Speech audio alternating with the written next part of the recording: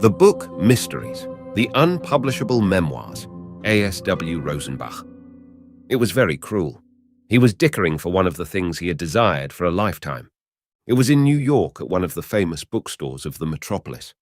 The proprietor had offered to him for $160, exactly the amount he had in bank, the first and only edition of the unpublishable memoirs of Bo Brummel, a little volume issued in London in 1790, and one of 2 copies known, the other being in the famous Hidden Library of the British Museum.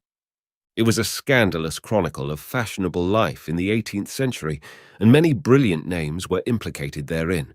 Distinguished and reputable families that had long been honoured in the history of England were ruthlessly depicted with a black and venomous pen. He had coveted this book for years, and here it was within his grasp. He had just told the proprietor that he would take it. Robert Hooker was a book collector. With not a great deal of money, he had acquired a few of the world's most sought-after treasures. He had laboriously saved his pennies and had, with the magic of the bibliophile, turned them into rare volumes. He was about to put the evil little book into his pocket when he was interrupted. A large, portly man, known to book lovers the world over, had entered the shop and asked Mr. Rodd if he might examine the Bo Brummel memoirs. He had looked at it before, he said, but on that occasion had merely remarked that he would call again. He saw the volume on the table in front of Hooker, picked it up without ceremony, and told the owner of the shop that he would purchase it. "Excuse me," exclaimed Hooker, "but I have just bought it." "What?" said the opulent John Fenn. "I came especially to get it." "I'm sorry, Mr. Fenn," returned the proprietor. "Mr. Hooker here has just said that he would take it." "Now look here, Rod. I've always been a good customer of yours. I've spent thousands in this very shop during the last few years. I'll give you $200 for it." "No," said Rod. "300, said Fenn. "No." "400. "No." "I'll give you $500 for it, and if you do not take it, I shall never enter this place again." Without another word, Rod nodded, and Fenn quickly grasped the little book and placed it in the inside pocket of his coat. Hooker became angry and threatened to take it by bodily force. A scuffle ensued. 2 clerks came to the rescue, and Fenn departed triumphantly with the secrets of the noble families of Great Britain securely in his possession. Rod, in an ingratiating manner, declared to Hooker that no money had passed between them, and consequently there had been no sale. Hooker, disappointed, angry, and beaten, could do nothing but retire. At home, among his books, his anger increased. It was the old case of the rich collector gobbling up the small one. It was outrageous. He would get even, if it cost him everything. He dwelt long and bitterly upon his experience. A thought struck him. Why not prey upon the fancies of the wealthy? He would enter the lists with them. He would match his skill against their money, his knowledge against their purse.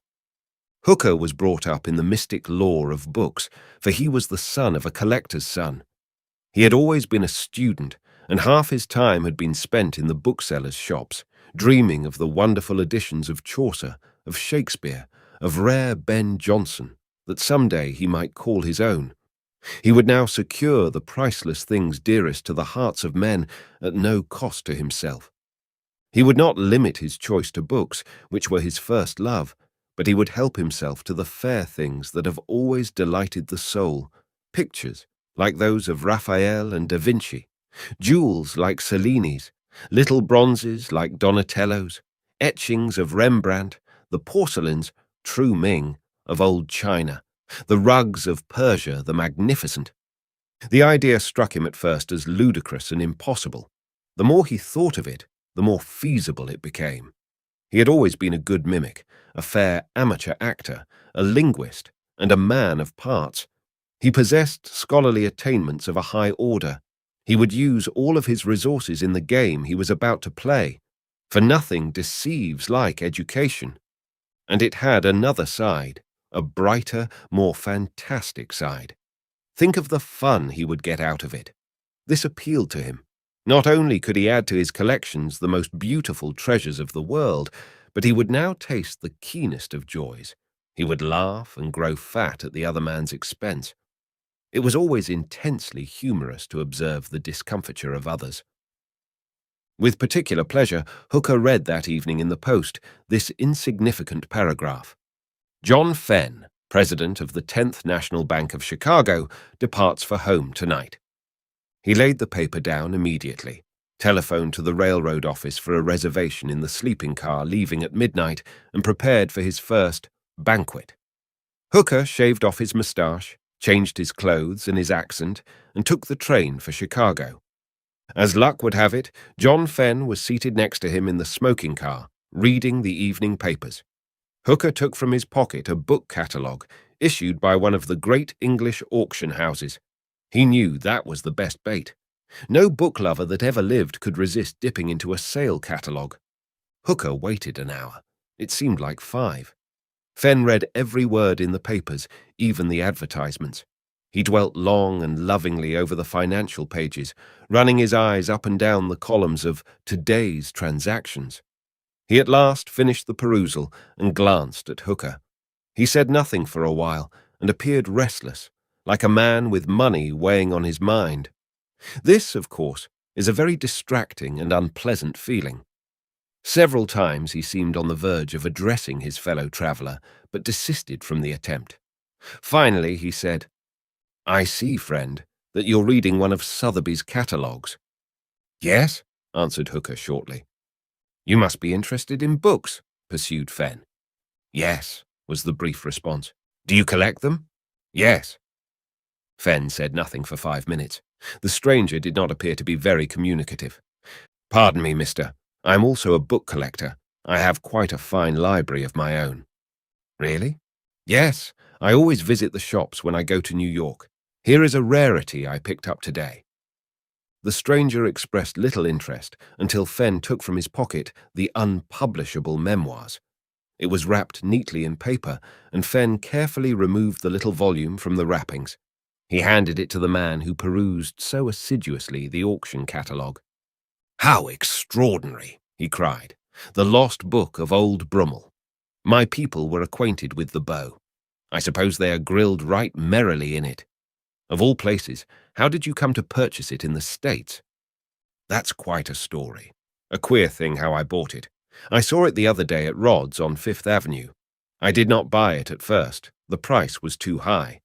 Thought I would be able to buy it later for less. This morning, I went to see Rod to make an offer on it, when I found that Rod had just sold it to some young student.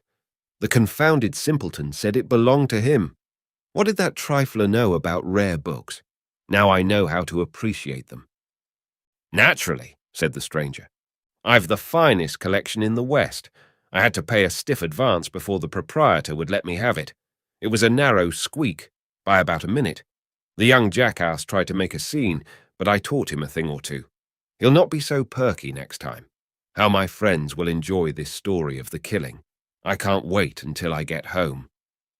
The stranger, with the freshly shaven face, the English clothes, and the austere eyes, did not seem particularly pleased. "How extraordinary," he said coldly, and returned to his reading. Fenn placed the book in his pocket, a pleased expression on his face, as if he were still gloating over his conquest. He was well satisfied with his day, so intellectually spent among the banks and bookshops of New York. "By the way, I am acquainted with this Rod," said the Englishman after a pause. "He told me a rather interesting story the other day, but it was in a way a boomerang. I don't like that man's methods. I'll never buy a book from him." "Why not?" asked the inquisitive Mr. Fenn. "Well, you'd better hear the tale. It appears he has a wealthy client in Chicago, and he occasionally goes out to sell him some of his plunder. He did not tell me the name of his customer, but according to Rod, he is an ignoramus and knows nothing at all about books. Thinks it improves his social position. You know the type. Last winter, Rod picked up for $50 a beautifully illuminated copy of Magna Charta, issued about 100 years ago. It's a fine volume, printed on vellum, the kind that Dibdin raved about, but always considered a plug in England, worth about 40 guineas at the most. You know the book?" Fenn nodded. "Well, It worried Mr. Rod how much he could ask his Western patron for it. He left for Chicago via Philadelphia, and while he was waiting in the train there, he thought he could ask $200 for it. The matter was on his mind until he arrived at Harrisburg, where he determined that $300 would be about right. At Pittsburgh, he raised the price to $500, and at Canton, Ohio, it was $750. The more Rod thought of the exquisite beauty of the volume, of its glowing colors and its lovely old binding, the more the price soared. At Fort Wayne, Indiana, it was $1,000. When he arrived at Chicago the next morning, his imagination having had full swing, he resolved he would not under any circumstances part with it for less than $2,000. "The old thief!" exclaimed Fenn with feeling. "It was a lucky thing," continued the stranger, "that his client did not live in San Francisco." At this, Fenn broke forth into profanity. "I always said that Rod was an unprincipled, unholy, unmitigated—" "Wait until you hear the end, sir," said the Englishman.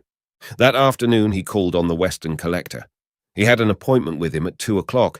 He left Rod waiting in an outside office for hours. Rod told me he was simply boiling. Went all the way to Chicago by special request, and the brute made him cool his heels until 4:00 before he condescended to see him. He would pay dearly for it. When Rod showed him the blooming book, he asked $3,500 for it, would not take a penny less, and he told me, sir, that he actually sold it for that price. "Don't you believe it," said Fenn hotly.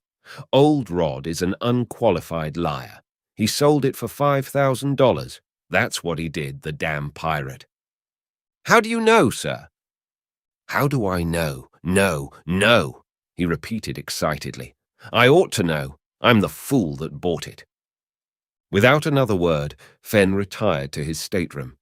The next morning, when Fenn arrived at his office in the Fenn building, he called to one of his business associates, who, like his partner, was interested in the acquisition of rare and unusual books. "I say, Ogden, I have something great to show you. Picked it up yesterday. In this package is the wickedest little book ever written." "Let me see it," said Mr. Ogden eagerly. Fenn gingerly removed the paper in which it was wrapped, as he did not wish to injure the precious contents. He turned suddenly pale. Ogden glanced quickly at the title page for fear he would be seen with the naughty little thing in his hands. It was a very ordinary volume entitled A Sermon on Covetousness, a critical exposition of the 10th Commandment by the Reverend Charles Wesley. "The devil!" exclaimed John Fenn. "How the old dodge works," said Robert Hooker to himself on his way back to New York. "The duplicate package, known since the days of Adam. And how easy it was to substitute it under his very eyes. I shall call Bo Brummel's Unpublishable Memoirs No. 1 in my new library." The Three Trees. In the famous cabinet of John Bull Stevens was a superb impression of Rembrandt's celebrated etching, The Three Trees. It was the only copy known in what print collectors chose to term the first state. This exquisite work of art had only recently been discovered in Amsterdam by a world-renowned critic and promptly sold at a fabulous price to the American enthusiast. It had several lines from right to left in the middle tree that had never been noticed in any other copy. The etching, according to the earlier authorities, had existed in but one state. To the uninitiated, all this disturbance about a few lines on the trunk of a tree seemed unintelligible and ridiculous. But to the print collectors, it was considered a magnificent find, ranking with the discovery of electricity or the Roentgen rays. Periodicals devoted to the fine arts published many profound articles about the unique three trees, and one of them suggested that such an extraordinary treasure should repose in a museum where the art-loving public would have an opportunity to enjoy its marvelous beauty. It was a crime that it should be locked away forever in a private residence. Robert Hooker was reading this one evening in the Art Journal when a thought came to him. Why not add this immortal work of Rembrandt's to his museum, which at that time existed only in his mind? Why not appropriate this etching and place it securely under lock and key, awaiting the time when it would be freely offered to the gaze of the public in an institution to be proudly called after his name? He had already some tangible things to put therein, the famous unpublishable memoirs of Bo Brummel from the Fenn collection, the Cairn rug, and a few other wonderful curiosities that he had borrowed from celebrated amateurs as the nucleus of a lone collection in his mythical museum.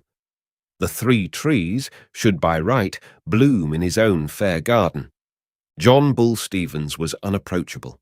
He did not show his things. He gloated over them alone, in the most selfish, wicked manner, in his dark old mansion on Lower Fifth Avenue. Admission was denied to everyone, except a few intimate friends.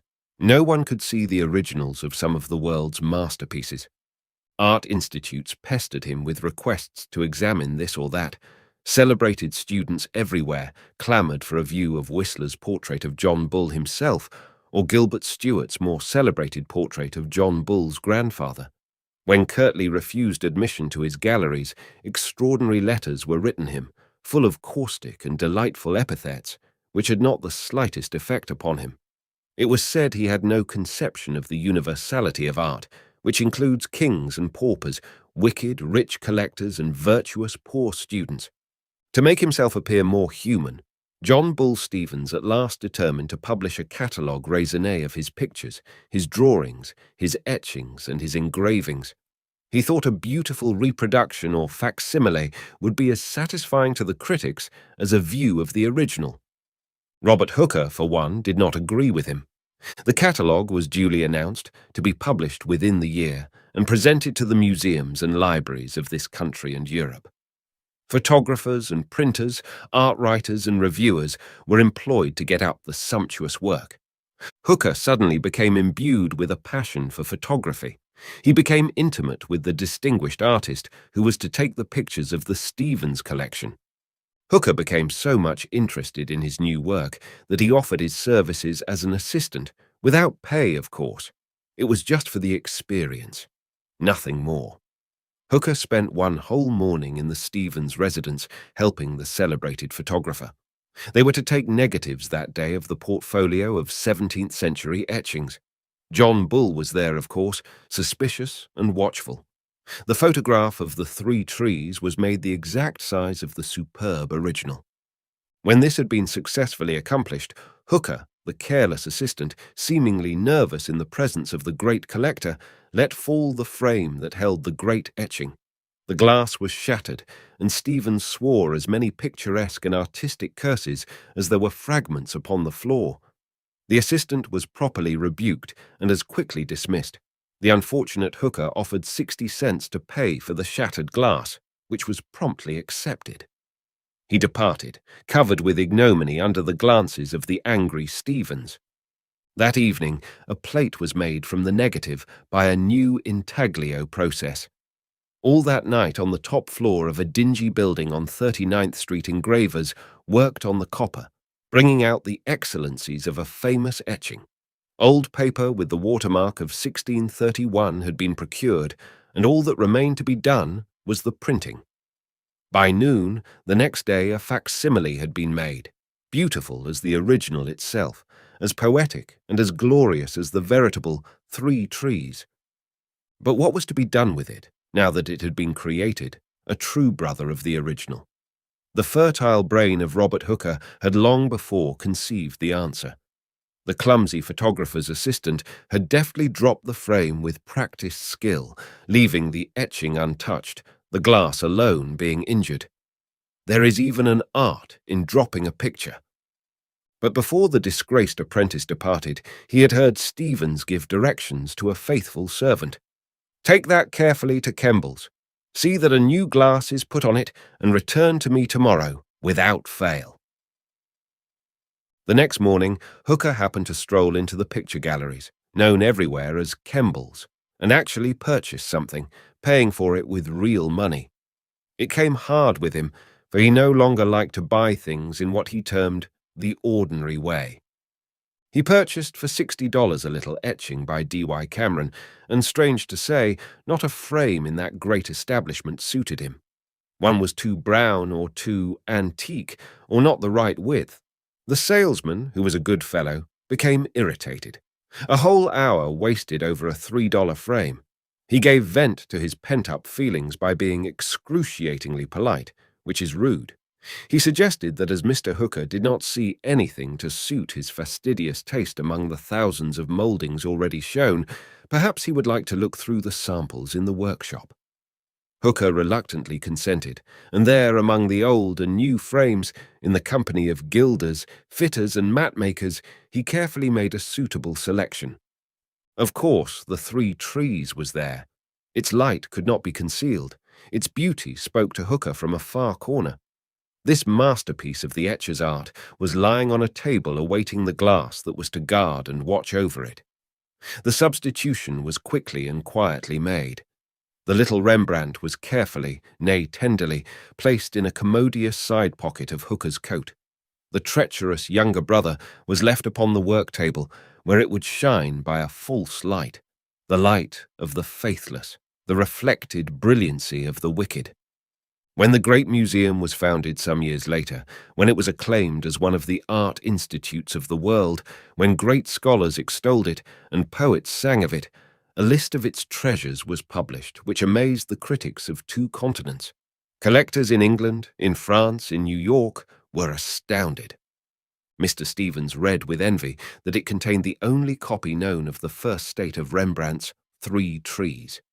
Another newspaper canard, an infernal lie, a senseless fabrication, he exclaimed. His was the only one. He did not believe another would ever come to light.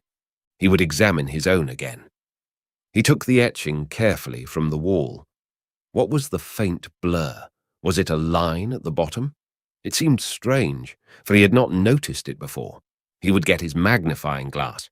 He read, in microscopic letters, "Facsimile from the unique original in the Hooker Museum." The Purple Hawthorn.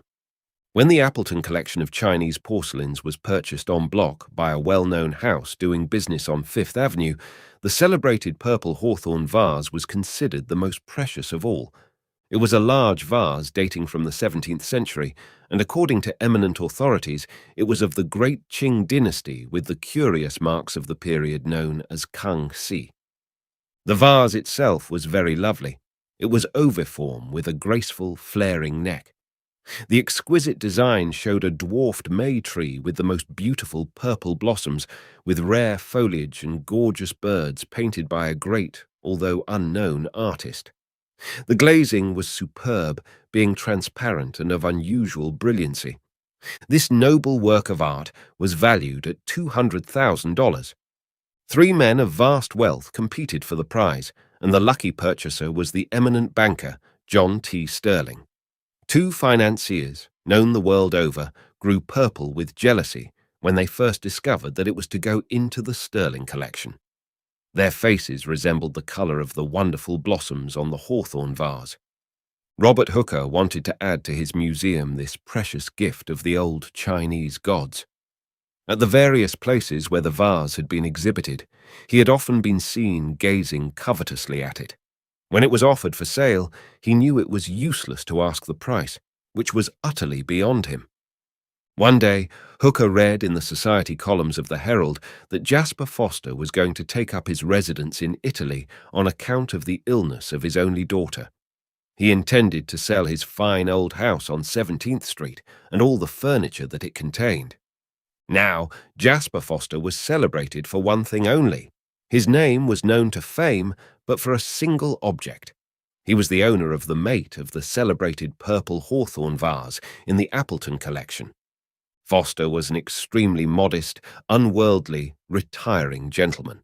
In the last 15 years, there had been many inquiries about the vase, and numerous offers to purchase it, but he had always declined to part with it. It had been the property of his father and his grandfather, who had bought it from a sea captain about the year 1820. But now Foster was in dire straits. His house was mortgaged, and his daughter was ill with a malady that required a milder climate than New York. It was on this account that he was going to take up his residence in sunny Italy. As soon as Hooker read the brief paragraph in the newspaper, he hurried to the rather imposing house on Lower 17th Street. With fear and trembling, he rang the old-fashioned bell pull. Yes, Mr. Foster was at home. The maid showed Mr. Hooker into the first parlour. He heard voices in an adjoining room. Mr. Foster then had other visitors. To pass away the time, he picked up a magazine, but put it down instantly. He had heard the magic words, "purple hawthorn." Someone else was before him. He would find out. Going behind an old Spanish leather screen, he listened. He looked through the aperture and beheld two men well known in the world of finance. One was John T. Sterling. The other was James Thatcher, the celebrated collector. Mr. Foster was not there. It was early in the morning, and perhaps he had not completed his toilet. "Hello, you here?" said one voice. "Checkmated," exclaimed the other. "Damn it, I never expected to see you." "Of course not. I know your mission. We had better see Foster together." "No, I came first.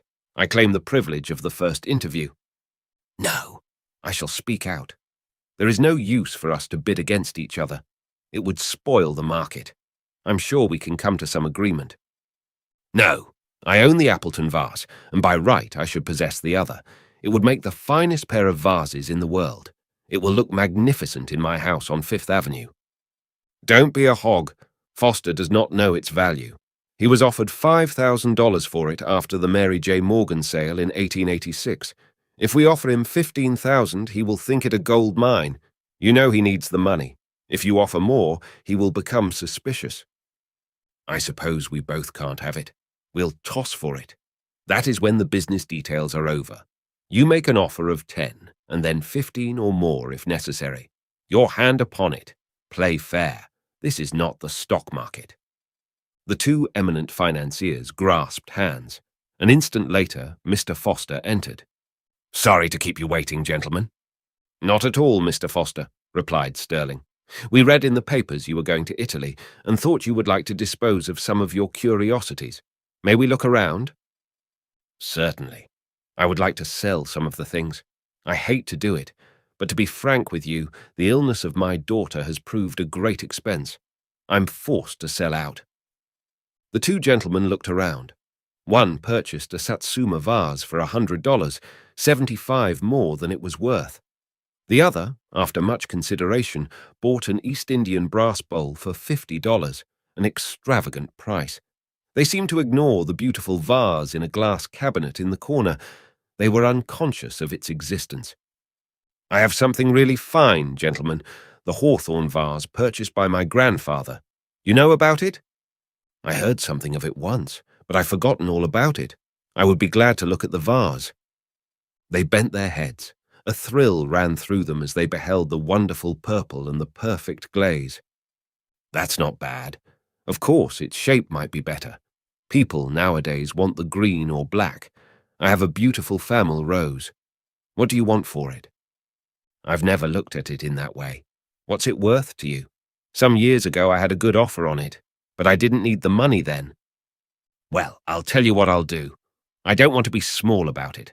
I'll give you 10,000 cash." Mr. Foster was visibly affected.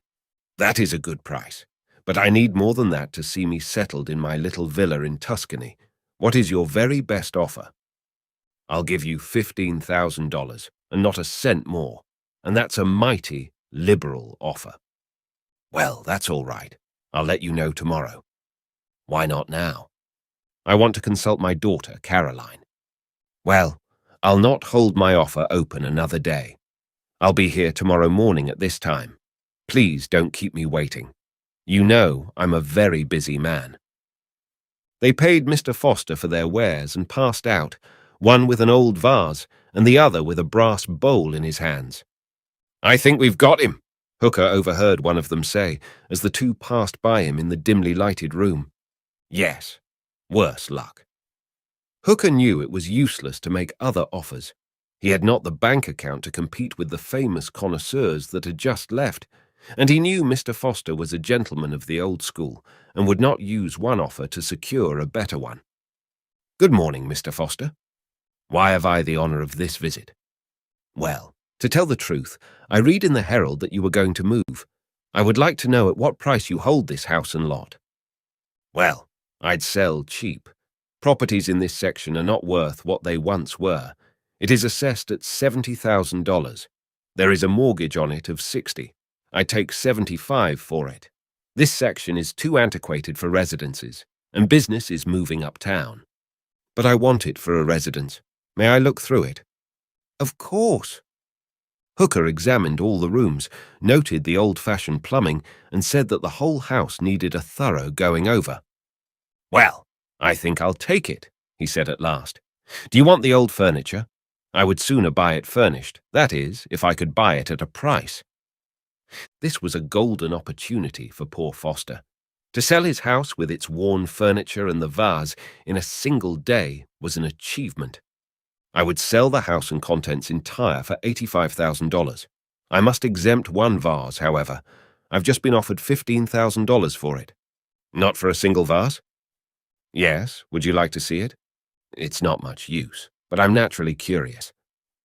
Mr. Foster, with great dignity, showed the beautiful hawthorn vase. It gleamed silently in the glass case.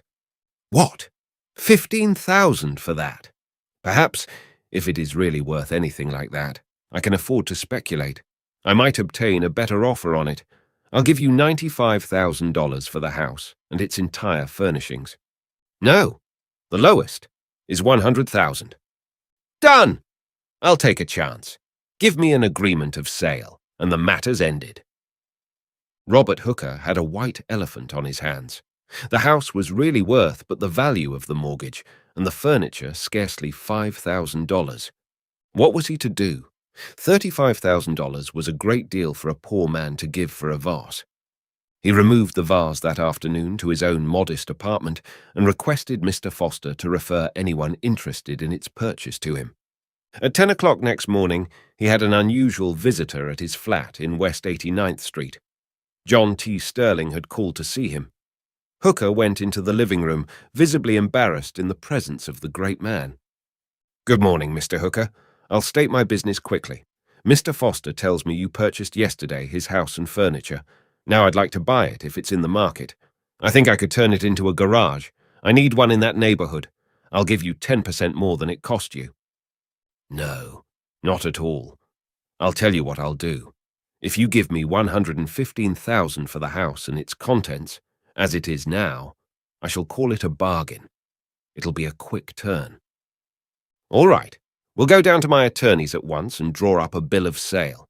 The entire contents of the house as it is this moment, mind you. Come right along. You know I'm a very busy man. That's known everywhere, said Hooker, with a flattering smile. On Fifth Avenue, that afternoon. Done, by God, and by a mere kid. On 89th Street that evening. That will make the Hooker Museum famous. The disappearance of Shakespeare. Book lovers have considered the little volume presented by Francis Bacon to William Shakespeare the most glorious book in the world. It remained for many years in the British Museum, and many a pilgrimage has been made to worship at its shrine. It was deposited in the museum in 1838 by the Headley family of Crawford Manor, and had been in the National Library for so long a time that it was considered the property of the nation. The book itself was of great rarity, as it was no other than the first edition of Bacon's Essays, published in London in 1597. It bore the following inscription written upon one of the fly-leaves. To my perfect friend, Mr. William Shakespeare, I give this book as an eternal witness of my love. Fray Bacon. In 1908, the Headley family were in financial straits. It was discovered that the copy of Bacon's Essays had not been presented to the British Museum, but merely deposited as a loan. The museum tried its best to retain the precious volume, but the records were clear upon the point. In December 1909, the Headleys stated that they would sell it to the museum for £40,000 or $50,000 less than had been offered for it. An unknown collector would give $250,000 for it. The newspapers inaugurated a public subscription to keep the volume in England, claiming that its loss could never be estimated, as it was the most precious memorial in existence of the golden age of English literature. It was suspected, of course, that it would go to America. After 6 months, it was found impossible to collect the money required. There was, apparently, but little interest in things of a literary and artistic nature. If it had been for a new battleship costing 20 times this amount, the money would have been forthcoming instantly. It was finally announced in the London papers that the celebrated collector, William S. Fields of New York, was the fortunate purchaser of the world-famed volume. The news was heralded the world over. When it arrived, Robert Hooker, an intelligent but by no means wealthy bibliophile, made a request to see it, to hold within his mortal hands this magnificent relic of the two great Elizabethans. "No," was Field's curt response. It had been rumoured that Robert Hooker was founding a museum in some unknown spot, but where the money was to come from was a mystery. It appeared that the Bacon-Shakespeare volume was locked up in a steel vault in the Fields' residence, guarded by an approved time lock and other interesting features. The book was never to be removed from the safe unless in the presence of the owner and a trusted servant. Robert Hooker was extremely desirous of adding this treasure to his mythical museum. He said it was an outrage that one man, on account of the accident of great wealth, should become the sole possessor of it. It was a shock to public decency. It should repose, as it had for more than 70 years, in a library or an institution where it could be freely seen. He therefore resolved to add it to his own. But how? The book was constantly under guard in a guaranteed burglar-proof vault. To employ the most experienced crackman to undertake the job would be almost insane. He could not try to substitute a facsimile as in The Three Trees. To bribe the guard was foolhardy, because the guard did not know the combination of the safety lock. He was at his wits' end. Not a single practical idea entered his head. For once, he was at the end of his resources. Robert Hooker was a great lover of books. Like other kinds of love, the more he was denied, the greater the love grew, and time added fuel to the flames.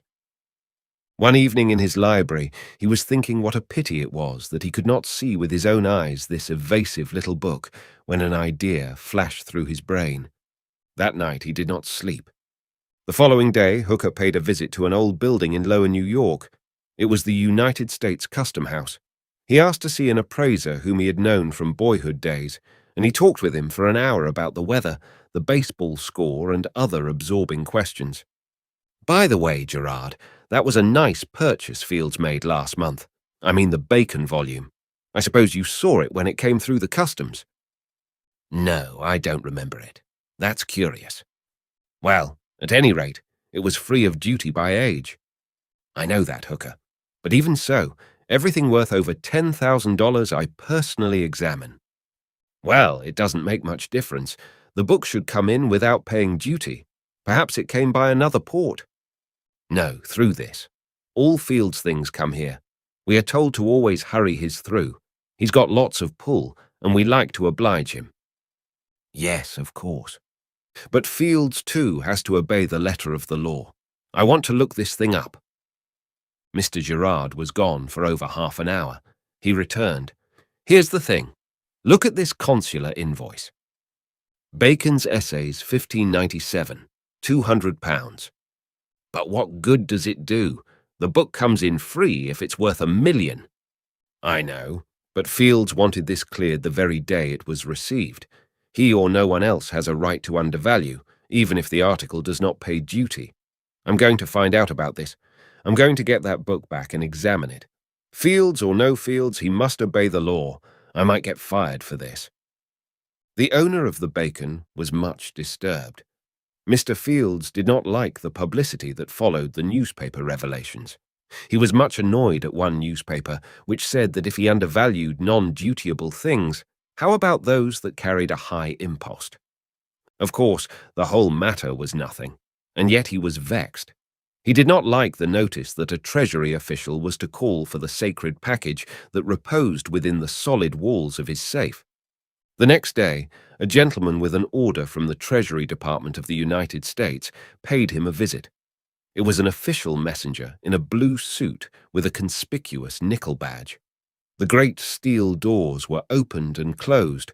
The book was then removed.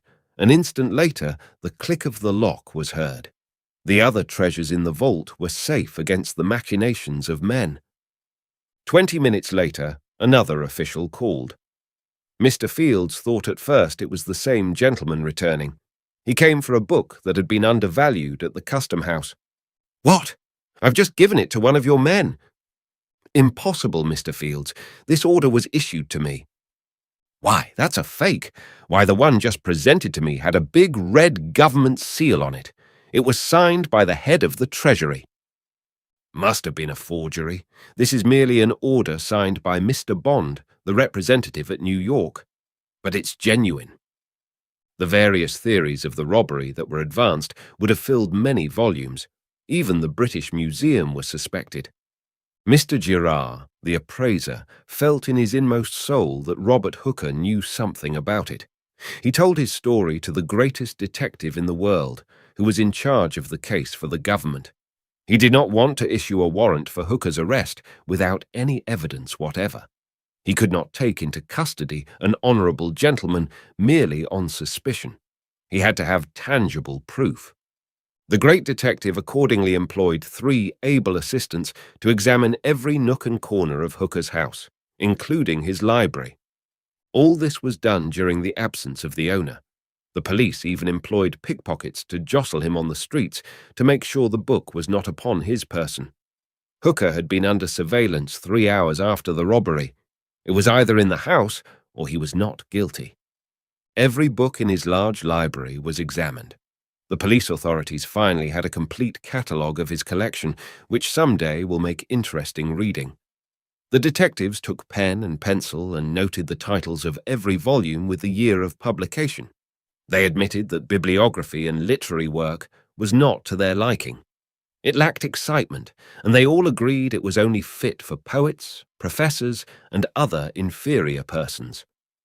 The detectives found it much easier at first to look for a volume bound in red Levant morocco with Bacon's essays in gold letters on the back. This was the description given them of the original.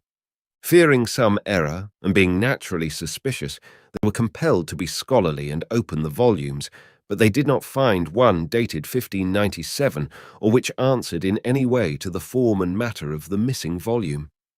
After a month of search, the detectives came to the conclusion that the book was not in his possession. Robert Hooker was guiltless. When he is not going out of an evening, Hooker will often remain by the fireside in his library, reading his favourite authors. When no one is about, he will go to the largest bookcase, and in a conspicuous place in the centre of the 3rd shelf, he will take down a small, thick volume, which he handles tenderly. He will often touch it fondly with his lips. It is bound in shabby old black calf, and is labelled on the back, "Johnson's Lives."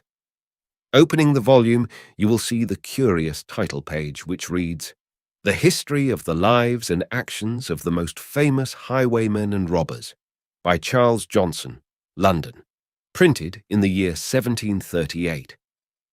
Sewed in the centre, and uniform in size, is another book which a short time before was one of the glories of the British Museum. It had been bereft of its red morocco covering. It is destined to be the chief article of interest in another museum, to be founded for the use and instruction of the public for all time. For Shakespeare and Bacon are immortal. The Colonial Secretary. One of the most eccentric characters in the book world was Dr. Morton. He knew a great deal of the lore of books and made a splendid living by stealing them. Old volumes were meat and drink to him. He lived quietly and respectably in a small New England town where he was honoured for his learning and piety. Although Dr. Morton was a thief, a pilferer of libraries and collectors, he committed a far greater crime, for which it is impossible to forgive him. Murder, assassination, arson and treason were naught to this unspeakable thing. It was worse than the 7 deadly sins. Dr. Morton was unlike the celebrated Spanish bibliophile, who, not being able to obtain it in any other way, killed a fellow collector in order to secure a unique volume of early Castilian laws. He died upon the scaffold unrepentant, maintaining that the prize was worth it. All honour to poor Don Vincente of Aragon. His name shall always be tenderly cherished by lovers of books. Dr. Morton sold the books he stole. This, in the calendar of bookish misdemeanors, is the crime of crimes. Now, this respectable citizen of Connecticut was a man of parts. There was no gainsaying his knowledge. His home was beautifully furnished, for he was a person of excellent taste. He would point to an old Italian cabinet in his living room and say to himself, "I paid for that with the first edition of Milton's Paradise Lost, and, as to the Chinese Chippendale table, that was bought from the proceeds of the Elzevir Caesar." Sometimes his friends would be astounded at his unintelligible speech. He would say in an unconscious moment, "Bring in the Vanity Fair in parts," meaning nothing else but an antique astral lamp that he had exchanged for the first edition of Thackeray's immortal novel, or he would exclaim to his maid at tea-time, "Sarah, use today the uncut Endymion from the Sterling collection," pointing at the same time to a beautiful old silver tray. All the furnishings in his home represented a book borrowed from some famous library, and then shamelessly sold, and the money expended on household gods. Dr. Morton obtained the books of other men by many devious ways. For instance, he would write to a collector under the name of a well-known amateur, and always upon the most exquisite stationery, requesting the loan for a few days of the third quarto of Hamlet. He was writing a brochure on the early editions of Shakespeare, and it was necessary, in the holy cause of scholarship, to inspect the volume. Alas, poor Yorick! The collector would send the book, and that was the last he would hear of it. Morton would borrow a wonderful old woodcut by Albrecht Dürer in pursuit of his investigations in the early history of engraving, and return in its place in the old frame a modern facsimile, stained to look like the original, and which the owner might not discover until years after. It is not our purpose to chronicle the activities of this New England worthy, however interesting and instructive they may be. It was Dr. Morton's well-known coup in connection with the Welford Library that brings him into this story. Thomas Pennington Welford was growing old. He was a Quaker, a descendant of the Penningtons that came over with William Penn. He lived in an old house on Arch Street in Philadelphia, just a stone's throw from Benjamin Franklin's grave. He was a Quaker of the old school, was known as conservative by members of the meeting house, by others as close and tight-fisted. Welford gloried in this saving habit. He was considered quite wealthy by his heirs, who were the only ones who approved of his penurious ways. When he arrived at the age of 70, he determined to put his house in order. He would sell his curiosities and his useless household furnishings to the highest bidder. When Dr. Morton called one hot day in summer, Welford was in the act of examining his books before an old mahogany case that looked as if it had come over with the first Pennington. "Good morning, Mr. Welford. You seem pleasantly engaged." "Yes, sir. I'm looking over some old things. I want to get rid of everything that I can do without." "I'm Dr. Morton. I'm interested in anything old or curious. Let me see what you've got. Ah, here's an old copy of Barclay's Apology. That's very valuable." "How much is it worth?" $75. "That much? You surprise me." "It's worth probably more. Oh, look, here's another gem. It's bound in full morocco. Sewell's History of the Quakers, 1770. That's easily worth $100. The two book investigators pursued their investigations. Mr. Welford was astonished when he learned that these old religious and controversial writings were worth so much money. He did not know that the modern collector was purchasing for fabulous sums the old sermons of eminent divines. According to the learned Dr. Morton, these were just the things that the rich bibliophile demanded. In going over these dusty books and pamphlets, Dr. Morton laid the dingiest and shabbiest in a little pile. These were of no value, he said, and worth only the price of waste paper. In the lot was a mutilated almanac, printed by Benjamin Franklin in 1733. "Look at that dirty old almanac. A modern one is 100 times more valuable," Dr. Morton would exclaim, knowing at the same time that this first issue of Poor Richard was worth its weight in gold. "That ought to be destroyed. It's a filthy attack on William Penn and the Quakers. If I were you, I'd put that in the fire," said the virtuous doctor, pointing to a little quarto pamphlet published in London in 1682 and one of 2 copies extant, the other being priced at $600 by a well-known bookseller. In it is the curious statement that Penn was fond of certain ladies of the wicked court of Charles II, and it was not in Lowndes or in any bibliography. When the last volume on the last shelf had been valued by the doctor, Mr. Welford stated that he did not care to sell immediately. He wanted to look around a little. The books were really worth more than he thought. "Then, sir, why have you put me to all this trouble? I've lost a whole morning going over your things and telling you about them. When you make up your mind to sell, let me know. This pile of trash you can burn, or you can sell it to the old paper man. You might get 25 cents for the lot. Perhaps you might give a few of those worthless pamphlets to me. You've taken up enough of my time. The lot will cost thee $2, doctor." "All right. Give me a receipt. This is the last time I'll give free advice to anyone, particularly a Quaker." When Mr. Welford looked around, he discovered that the beautifully bound sermons, eulogies, prayer books, and catechisms were worth next to nothing. He almost passed away when a kind friend told him that Poor Richard's almanac was worth $1,000. Another amiable acquaintance cheerfully imparted the information that the scandalous pamphlet about the first proprietor of Pennsylvania was valued at 10 shares of Pennsylvania Railroad stock. At hearing this good news, he put on his grey hat and started full of righteous indignation to interview the lucky purchaser. "Don't swear, Mr. Welford. That's not becoming one of your persuasion." Thou! Don't choke and splutter so. It's bad for the heart. Thee told me those big books of sermons were valuable. They're not worth the paper they're written on. Now, you're becoming sacrilegious. Thee knows that rotten old thing about Penn was worth all those catechisms and sermons combined. I naturally thought that a religious book was worth more than a scandalous one. That stands to reason. There's no arguing with thee. I'll expose thee if it takes— Oh, no, you won't. I have your receipt in full. Mr. Welford thought a minute. A grim smile overspread his features. I congratulate thee, doctor. If thee can get the better of a Philadelphia Quaker, thou art welcome to the profit. Now this has nothing to do with Robert Hooker. It appears upon further investigation, however, that the candlestick made by Paul Revere, silversmith and patriot, that stood upon the mantelpiece of the doctor's home in Connecticut was known under the outrageous name of Burton's Anatomy of Melancholy in Old Calf.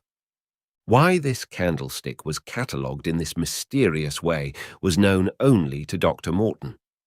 3 years ago, the first edition of Burton's great book, published in Oxford in 1621 and in its original calf binding, was borrowed by the doctor, who said he was writing an article for the Atlantic Monthly on Old Burton and the anatomy.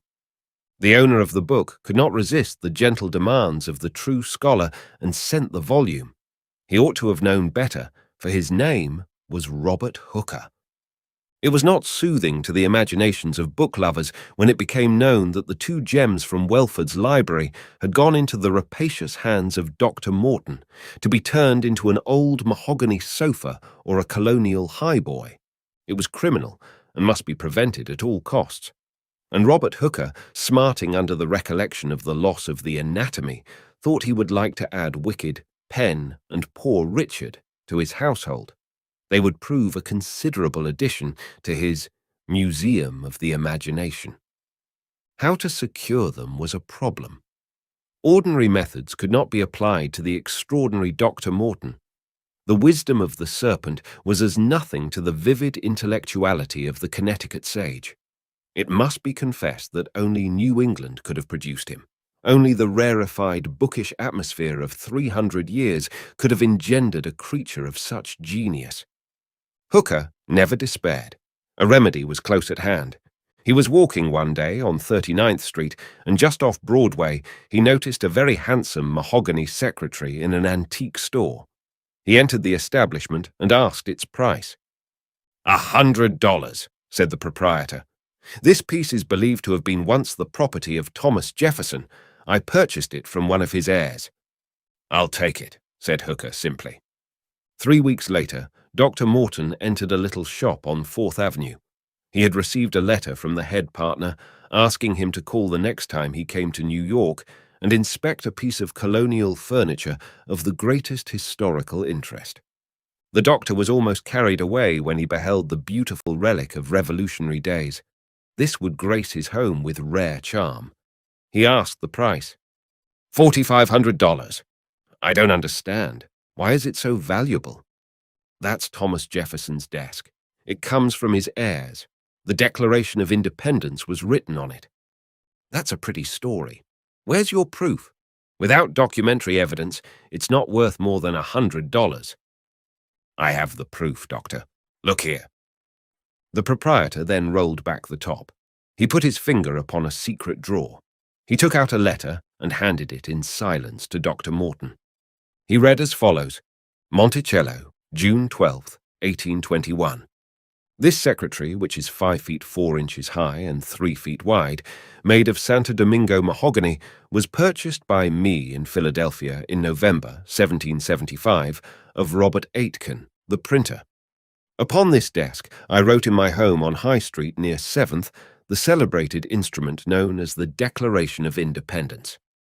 Thinking that my heirs and others would value this article for its association with the sacred cause of liberty, I make this statement. Witness my hand and seal this 12th day of June, 1821, and the year of American independence, the 45th. Thou. Jefferson. Dr. Morton looked carefully at the letter. He examined the red wafer with T.J. in faded letters upon it. Accompanying the letter was another from one of the heirs of the celebrated statesman. The desk is cheap at any, Dr. Morton blurted. He caught himself in time. I'd like to own it. I'd give your price, but haven't the cash. I have some old books worth lots of money. Perhaps we can arrange a trade. For 2 hours, the two worked over this momentous transaction. At the end of that time, and in consideration of a rare pamphlet containing scurrilous remarks on William Penn, an old ephemeris printed by Benjamin Franklin, and $750 in cash, the mahogany colonial secretary was transferred to Dr. Willis Morton, to have and hold forever. One evening, about a month later, the eccentric collector of the little Connecticut town sat down in his chair to gloat over and hold communion with his literary treasures, for he did not call them articles of virtue or specimens of bric-a-brac or furniture of the Jacobean period, but gave each piece that was dear to him a name that smacked of books and learning. His mind turned to the evil early life of William Penn and the wisdom of Poor Richard, while at the same time his eyes were riveted upon a beautiful 18th century desk. A bell interrupted his agreeable visions. A telegram had arrived. He opened it hurriedly and read, "Please look under red wax wafer on Jefferson's letter. Important information." R.H. Dr. Morton went to the secretary, and taking the letter in his trembling hands, gingerly lifted the seal of the 3rd President of the United States. "Damn!" he cried as he read in minute letters. "A forgery, in pleasant memory of my lost anatomy. Robert Hooker, fix it." In defense of his name. He was again talking of his ancestors. He was always talking of his ancestors. It was in the library of a Fifth Avenue club, but the gentlemen seated at a window overlooking the famous thoroughfare were not discussing books. They were examining with care the beautiful ladies that always decorated this brilliant highway.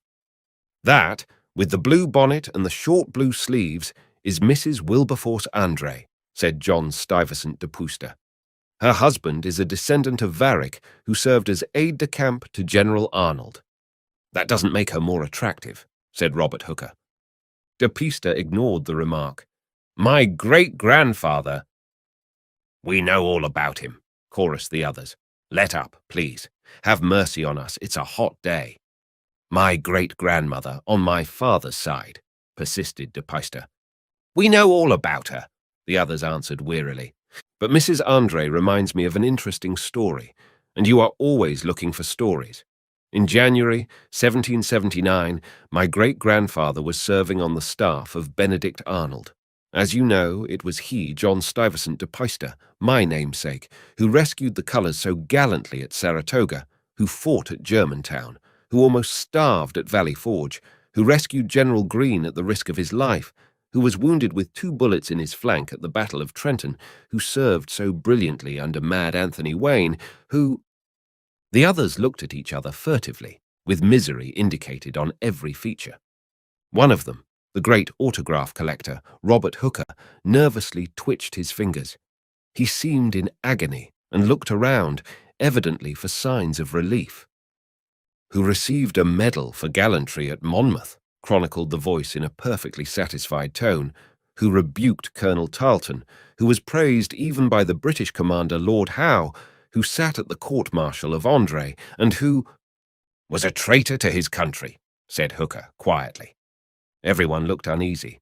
They all hated scenes, but at any rate, it was a fortunate escape. A duel with bloodshed would be better than de Peyster's stories. "Sir," he returned hotly, "an accusation such as this has never been made against our family." "Then I shall be the first to make it." "It is outrageous.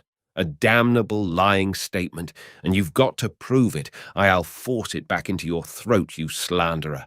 You've got to prove it, I say, sir." "I have the proof." "Then you've got to show it. I demand it. I have the right to demand it."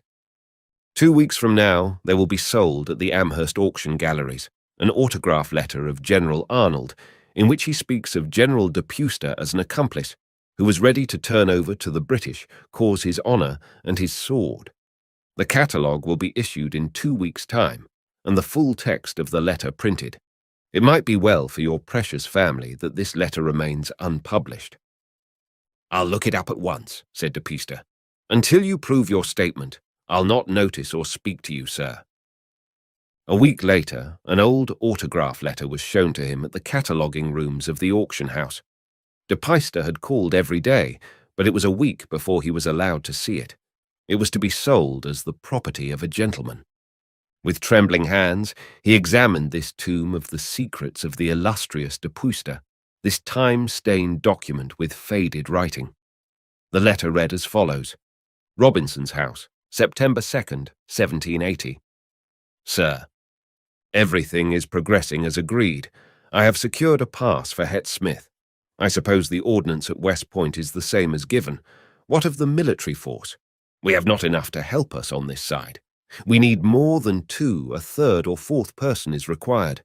Colonel de Peyster, in charge of the ordnance, has given me his word that he will be ready when called upon. He has already written me, giving the number of blackberries in the first field. He is of great assistance, and his name, which has always stood for honor in America, will prove a great asset to us. It is a name that is like Caesar's wife, and has never been suspected.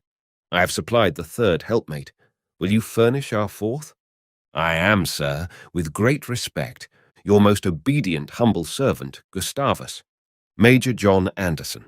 The descendant of the gallant revolutionary soldier trembled like a coward. The name of John Anderson and Gustavus were well known to him as those assumed by André and Arnold in the Great Conspiracy. The handwriting was, undoubtedly, Arnold's. He had letters in his own home written by the infamous general to Colonel de Peyster, his great-grandfather, letters written years before the treason, and the writing was identical. "What? What will you take for this letter?" asked de Peyster. "It will be sold at auction in 2 weeks' time," the clerk answered politely, "but I would like to purchase it before the sale." "Sorry, sir, but its owner will sell only at public sale. The competition will cause it to bring a high price." "Who is the owner?" "I don't know." "Can't you find out?" "He desires to remain unknown." "Tell him for me that I will give any price for it before it is published in the catalogue." "I'm sorry, sir, but Mr. Hooker also came here to examine it. He wanted to buy it. He is a great expert, you know, and he always desired a letter of General Arnold's about the treason. Mr. Sterling also wants it. He has a letter giving the amount Arnold received for betraying his country. It is said his letter is worth $5,000. This is worth almost as much." "I'll give him 5,000 for this one." "No, sir. You will have to wait until the sale." Mr. Hooker sat at the club window. The feminine decorations of the avenue did not interest him. He was thinking of poor de Puyster. Someone had just told him that de Puyster had remained indoors, not daring to show his face at the club. He was at his apartments drinking Scotch whiskies to take his mind away from the letter which haunted him. He could not bear to look into pedigrees and genealogies, which used to be his constant companions.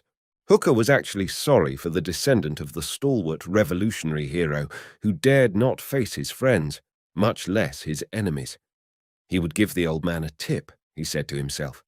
Anyhow, it was delicious to have seen de Puyster's face when the accusation was made. De Puyster made me so nervous that I just had to do it. But I'll give him a hint.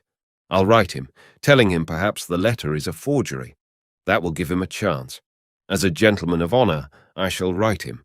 I should wish the proof, like his ancestors, to be above suspicion. The letter was received by de Puyster, who, becoming suddenly brave, faced the light of day and made the astounding charge to the president of the auction house that the Arnold Gustavus letter was nothing but a forgery, a rank imitation, a fabrication to blackmail a noble family distinguished for 300 years in American history. The president grew angry. The letter had been passed upon by well-known experts, as well as their own cataloguers of autographs. It was undoubtedly genuine and would be sold as such. I'll sue you for damages if you publish that letter before it is passed upon by the greatest experts in the world. Go ahead and sue, said the president, turning away. De Puyster, however, had among his numerous acquaintances many famous lawyers, one of whom secured an injunction preventing the sale and impounding the letter. It came later before the court, which, with unusual wisdom, stated that the matter should be decided by 3 disinterested experts, one to be selected by the court, one by the auction house, and one by de Puyster. The contestants assembled in the little courtroom, which was crowded with friends of the parties to the suit, and eminent autograph and book collectors. They came from many cities to hear the wrangle over the famous letter and to witness the battle of the experts.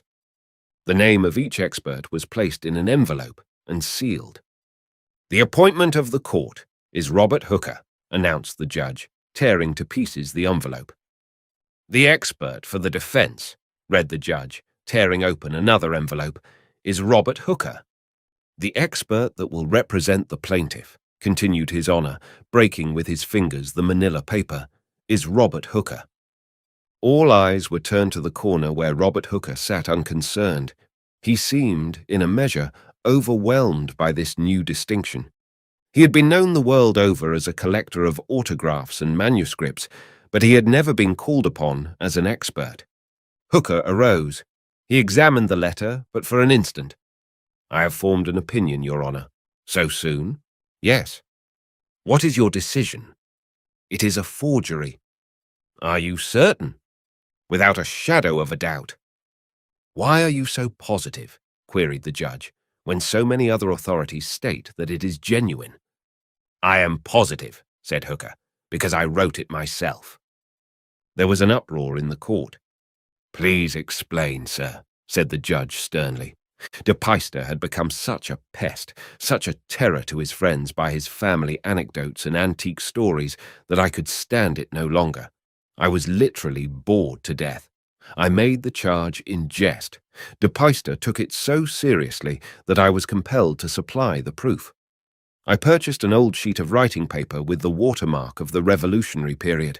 I practiced for hours so I could imitate General Arnold's handwriting. When I finished the letter, I almost thought it an original myself. The farce was wonderful, the hoax a joy. I thought that I had become a good Samaritan who had saved his friends from a very tiresome old gentleman with a hobby for family history. When my name was first called, I hesitated, but when you all selected me, I was overwhelmed with the distinguished honor. I told the truth and spoiled a story. You have created a story, said the judge. The 101st story. The owner did not at the time of the robbery suspect anyone. The volume had disappeared. That was all. Yesterday, the famous copy of Boccaccio printed by Waldorfer in the year of grace 1471 had been one of the talked-of things in John Libro's famous library. It had reposed in its case along with its ancient companions, who in the silence of the night would relate to one another the right merry tales of fair Jehan, of patient Grisel, of Lancelot du Lac, and their Morocco sides would shake with laughter at the quips of Giovanni Boccaccio, of Sir Taldo, and the rude, trenchant jests of Master Francis Rabelais. The fine old volume, which had been the envy and despair of book lovers, had only recently been added to the collection of Mr. Libro. In 1812, it had the proud record of selling for over £2,000, and since then it had a most splendid career, having been fondled and loved by only the elite of the bibliomaniac world. Its owners had been knights, viscounts, dukes, kings, emperors, and bibliophiles.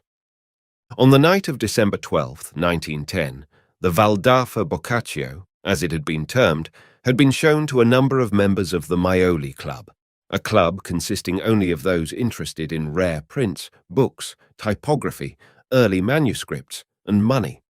The volume, after having been sufficiently admired, handled, looked into, collated, and gossiped over, was locked in its case by Mr. Libro, who felt a feeling of relief when the doors were shut and the key stored safely in his pocket. He did not like the rude way some of the younger and inexperienced members handled the precious gift of the gods, and a very thoughtful and scholarly collector had the audacity and unheard of temerity to read it. The next morning, on going into the library, all Mr. Libro saw was a vacancy in his favourite bookcase. Between the Dante of 1481 and the Aldine Polyphilus was an oblong space that had been so gloriously filled by the distinguished production of the press of Italy. The Boccaccio had vanished. The news of its loss was flashed over the entire world.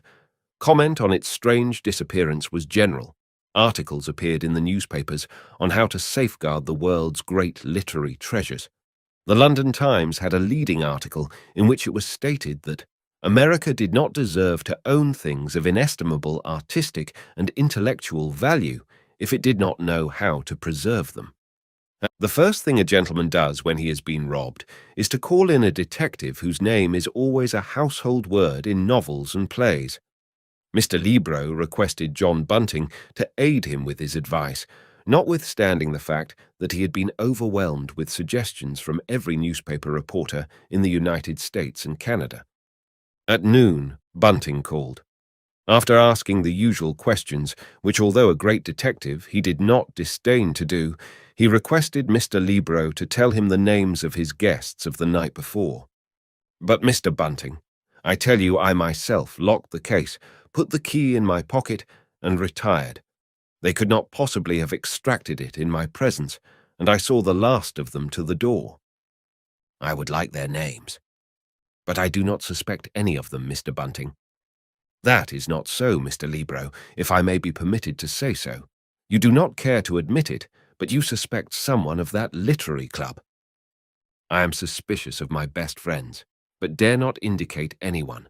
If you want their names, I shall tell you. James Blakely, the great authority on Elizabethan poetry. Henry Sterling, of Sterling, Petty and Company.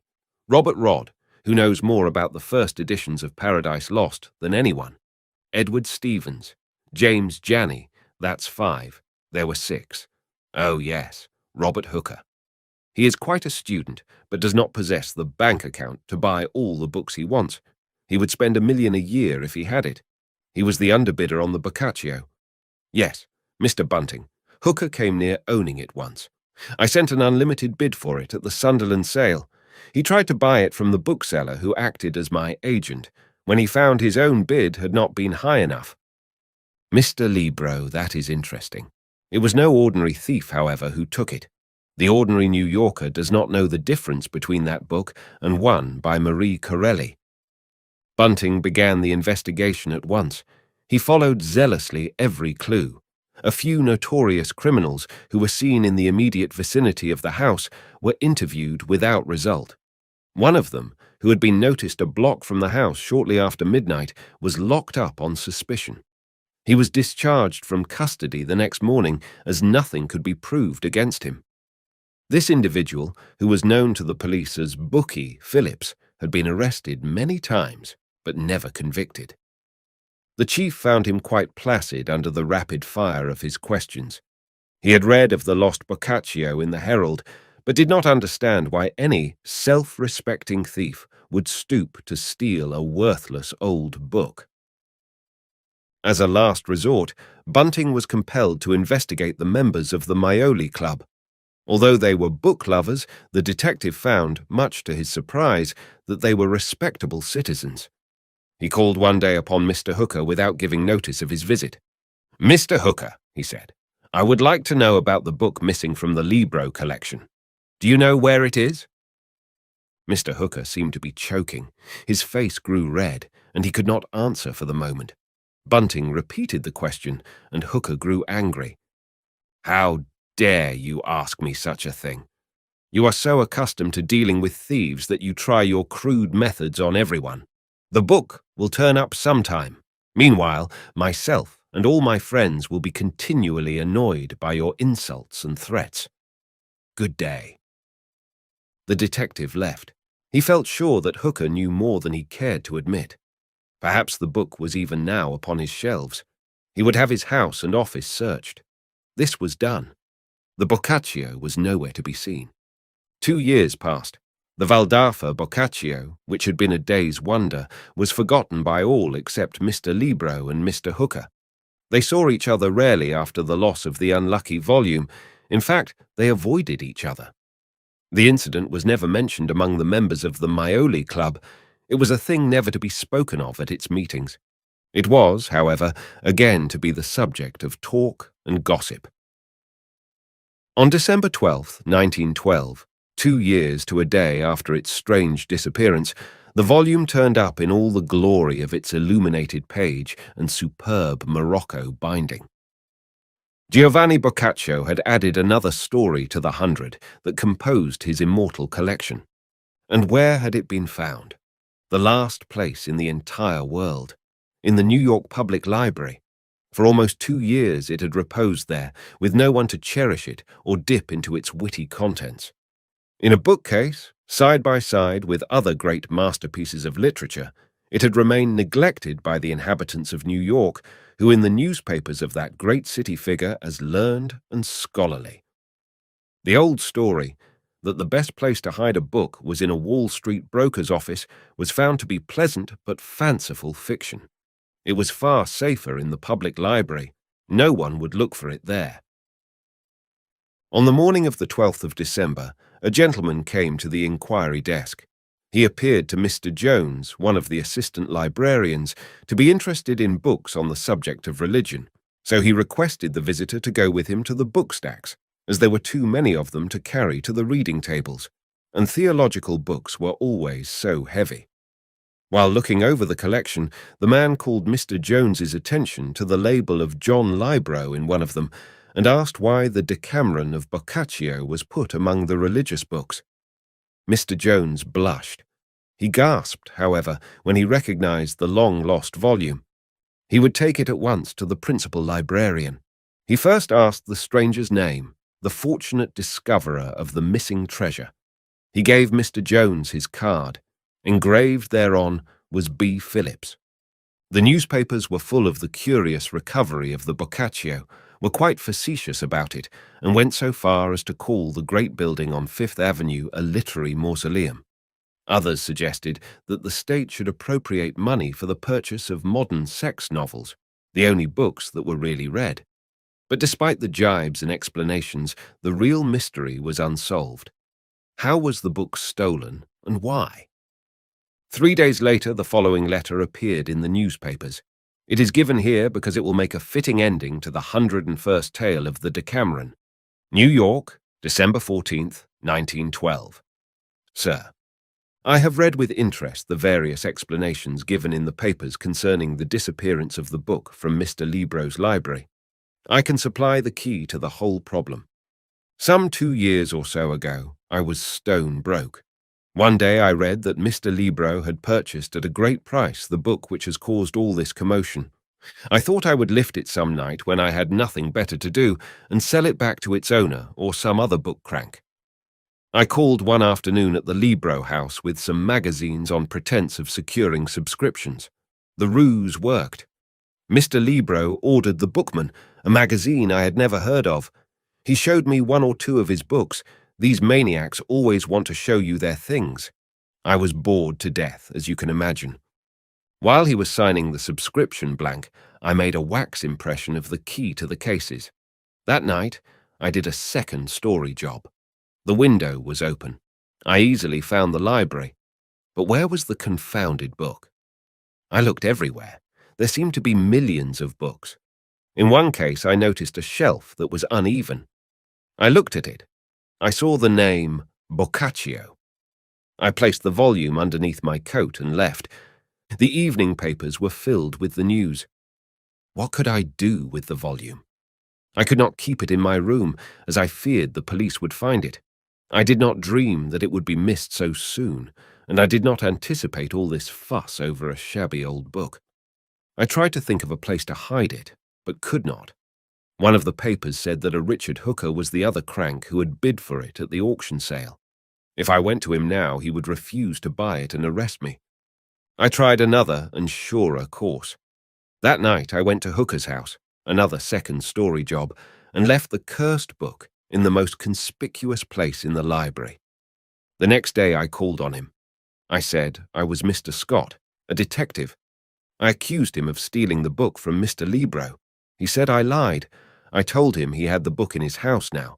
From the expression on his face, I knew I had him. He said he had found the book in his library, but had not taken it, and did not know how it had got there.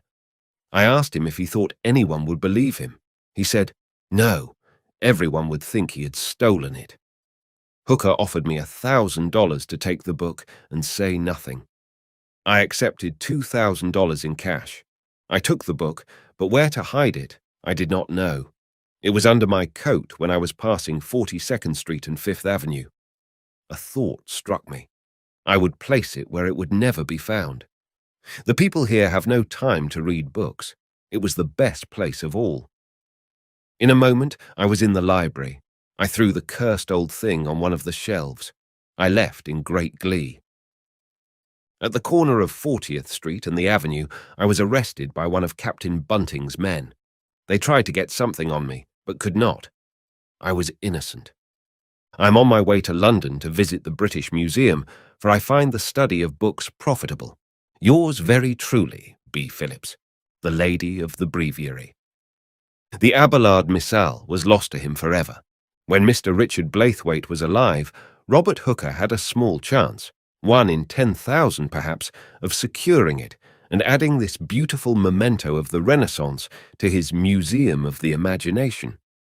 But now that Blaithwaite was dead, all hope of owning it had vanished.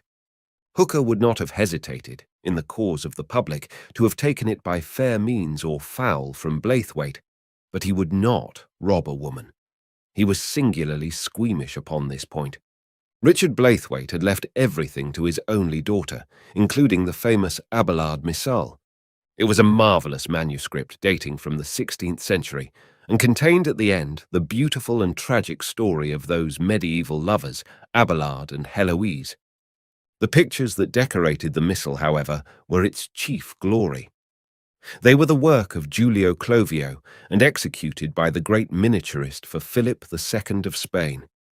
The full-page illuminations, with the exquisite colours heightened with gold, were worth a king's ransom or a queen's reputation. The binding was in keeping with the superb quality of the breviary, being in old purple morocco, the royal arms of Castile impressed in gold upon the sides. Hooker tried in every way, but could not give up the idea of being its possessor. It haunted him at night, and during the day his mind constantly reverted to its matchless colours and quaint designs. He knew Miss Blaithwaite slightly, having met her in former days at her father's house, when he used to delight in looking over his famous library. The pity of it all was that the missal was to be in the keeping of a woman. If it had gone to some collector who would treasure it as a delectable gift of the gods, it would not be so bad. But to a woman, the thought almost drove him mad. One evening, in despair, he resolved to call at the fine old house and glance once more at the lovely picture of Abelard imprinting his last kiss upon the lips of Heloise. He felt some misgivings when he was told that Miss Blaithwaite was at home and would see him. He almost hated her, and he could not forbear the thought that the Abelard missal was no more to her than her pet dog or the bracelet upon her fair wrist. When she entered the room, he was taken aback. When he saw her some years ago, she was but a slip of a girl, with long hair down her back. She was now tall and stately, with beautiful, deep blue eyes. She was dressed simply, and Hooker thought exceedingly well, but he was not a judge. He knew more about the morocco covering of an old book than a lady's apparel. "Good evening, Mr. Hooker. I'm glad you called," she said. "Thank you, Miss Blaithwaite. It's been a long time since I've had the pleasure of seeing you." "Yes, you've rather neglected us lately. Are you still interested in books? Poor father had quite a mania for them." "That's what first brought me to the house. Do you remember how we used to spend hours going over his books?" "Hours?" It seemed ages to Mother and me. Poor Mother, how furious she used to be when Father brought those dusty old books into the house. She used to say that Father threw away his money on them. He'd give $100 for a shabby old thing when he could have bought a nice, modern edition for $5. At this, Robert Hooker was speechless. "I suppose you would like to see some of the additions to the library," Miss Blaithwaite continued. "Father bought books until he died. You know he caught pneumonia by going to an auction sale one cold day last winter. This is the book he bought, but at what a cost!" She took from the shelves which lined the walls a small volume. It was a copy of Shakespeare's Sonnets, the first edition, published in 1609. "And the strange part of it all, Mr. Hooker, I believe in my heart that Papa never regretted its purchase." Hooker was about to remark that it was worth the risk, but checked himself in time. It was foolish. Your father, however, was a true bibliophile. Miss Blaithwaite returned this volume of volumes to its position in the case, and when Hooker saw it, he turned pale. She had put it in upside down, a terrible thing to do. One would have to stand upon his head to read the title, and book lovers do not believe in gymnastics. He immediately placed it in its proper position, carefully, tenderly, as if it had been a baby which was precious to him, but not quite so precious as an old book or manuscript. Father could not bear us to put books in upside down, but Mother and I would often forget, and the way Father scolded, you would think we had committed a horrid crime. At this, they both laughed. When Hooker was shown the breviary, he lingered for a long time over its magic pages. He felt the cool vellum leaves with his fingers, for fear lest the missal would slip through his hand and disappear forever. For over 2 months, Hooker was a constant visitor at the Blaithwaite home. He became intimately acquainted with every book in the library. He could tell the exact date of publication of the early printed volumes, the place where it was printed, the name of the binder, and other useless information. Even Miss Blaithwaite caught some of the contagion. She, who had formerly cared nothing for her father's playthings, became interested in them. Sometimes she would take down from a shelf a volume of old English poetry and become absorbed in the lyrical sweetness of the verse. Occasionally, she would read aloud to Hooker some beautiful poems that she had discovered in Ben Jonson, in Crashaw, or in Herrick, and he would tell her of his aspirations and of the museum that existed only in his mind. He told her of the wonderful things he already possessed. Although Hooker had known Miss Blaithwaite for some time, she was to him always the lady of the breviary. When he felt the delicious warmth of her hand, he thought of the missal. When she was seated near him, poring over some old volume of forgotten lore, his mind turned to its wonderful binding, or its miraculous miniatures. Strange as it may seem, Miss Blaithwaite was nothing more to him than the guardian and sole owner of a book that his soul desired. Sometimes, when they were reading together some volume of Elizabethan verse, another caller would be announced. Hooker would be presented, and then he would retire gracefully to her father's library, leaving the field clear to his rival. This, of course, was not flattering to Miss Blaithwaite. One night, Jack Worthing was there before him. He was a clean-cut, manly fellow, interested first in sports and after that in business. He had known Miss Blaithwaite for years. The talk turned, as it will always turn when bibliophiles are present, upon books. "I don't understand you fellows," said Worthing. "You think more of an old book than many people of their children." "Of course. Children often grow up into ill-mannered youths and conceited young ladies. Books always remain young and delightful." "But confound it! You never read them. You have thousands around you all the time, and I bet you don't read 10 a year." "Rare books are meant to be carefully nurtured during our lives and passed on after our death to those who will appreciate them. Only college professors, students, scholars, and such people ever read books," answered Hooker contemptuously. "I think bookmen the most foolish class of persons on earth," retorted Worthing. "Give me some good old sport, like boxing or football, that makes your heart tingle, that causes the red blood to shoot through your veins, that makes life worth living. Man wasn't created to spend his life roaming around a dusky old library when he can go out into God's pure air and enjoy the fields and the streams, the forests and the lakes." At this, Miss Blaithwaite seemed to smile approvingly. Hooker said nothing. Bibliophiles are not missionaries. They do not go into the byways of the world to uphold their creeds, for the love of books is such a wonderful thing that it can never be explained. When he left Miss Blaithwaite that night, he felt that the breviary was farther from him than ever. Hooker, however, came swiftly to a decision. The only way he could obtain the Abelard Missal was by marrying Miss Blaithwaite. The next evening he called, with this firmly fixed in his mind. This wily, calculating bookworm had slowly crept into her affections. He knew she liked him, but would she marry him? He asked her with great fervour, which was assumed, whether she would become his wife. He waited breathlessly for her answer. "I want to be frank with you, Robert," she said. "I do not think you love me." "How can you say such a thing?" "Instinctively I feel it. I like you, but I cannot marry you." "Why not? Is there someone else?" Miss Blaithwaite smiled. "Yes." "I never dreamed of it. Of course I might have known." "You do know, Robert? Is it Jack Worthing?" "No." "Then who is it?" "It's that old missal. You are more in love with that than you are with me. I can see it in your eyes, in your talk, in everything. If I were not its owner, you would never come near me."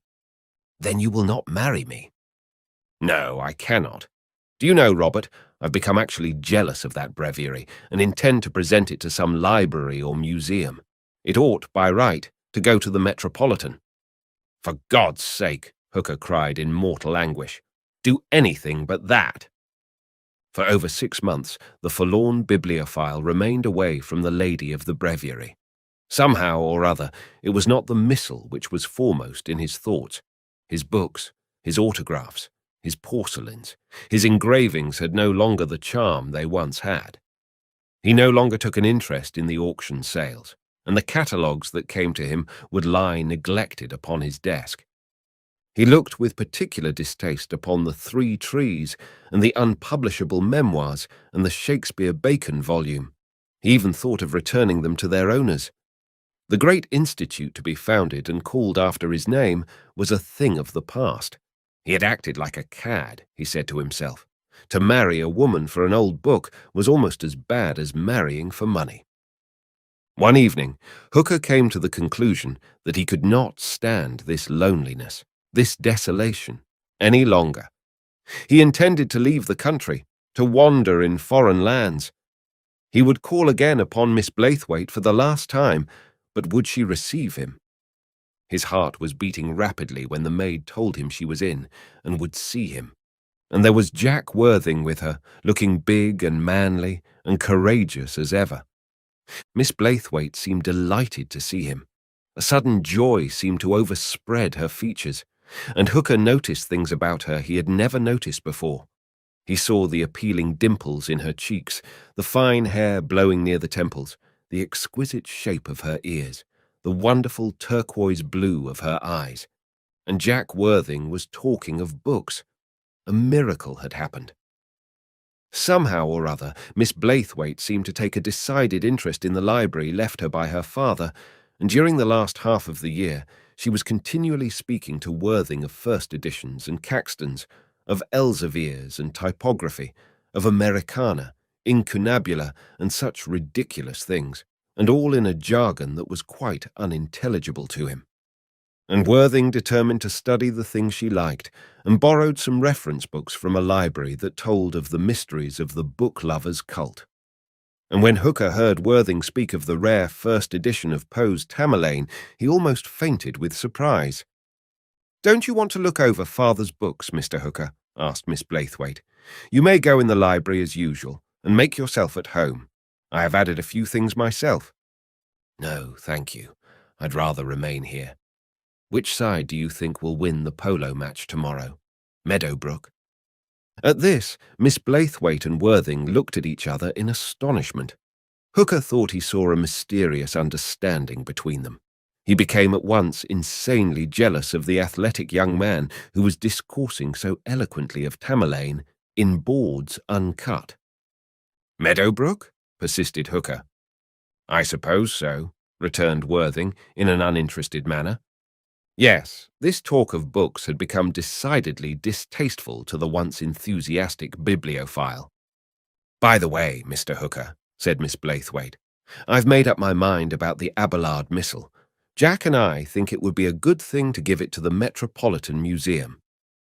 "I quite agree with you, Miss Blaithwaite," said poor Hooker. "There it would always be safe from fire, and could be seen by the public. It is certainly the proper thing to do." At this, Miss Blaithwaite seemed overjoyed. When Worthing left, after an interminable time, Robert Hooker sat by her side upon the old Chippendale sofa in her father's library. When she discoursed of books and learning, he would quietly change the subject. He wanted to hear about herself and what she had been doing since he saw her last. As for himself, he was going away.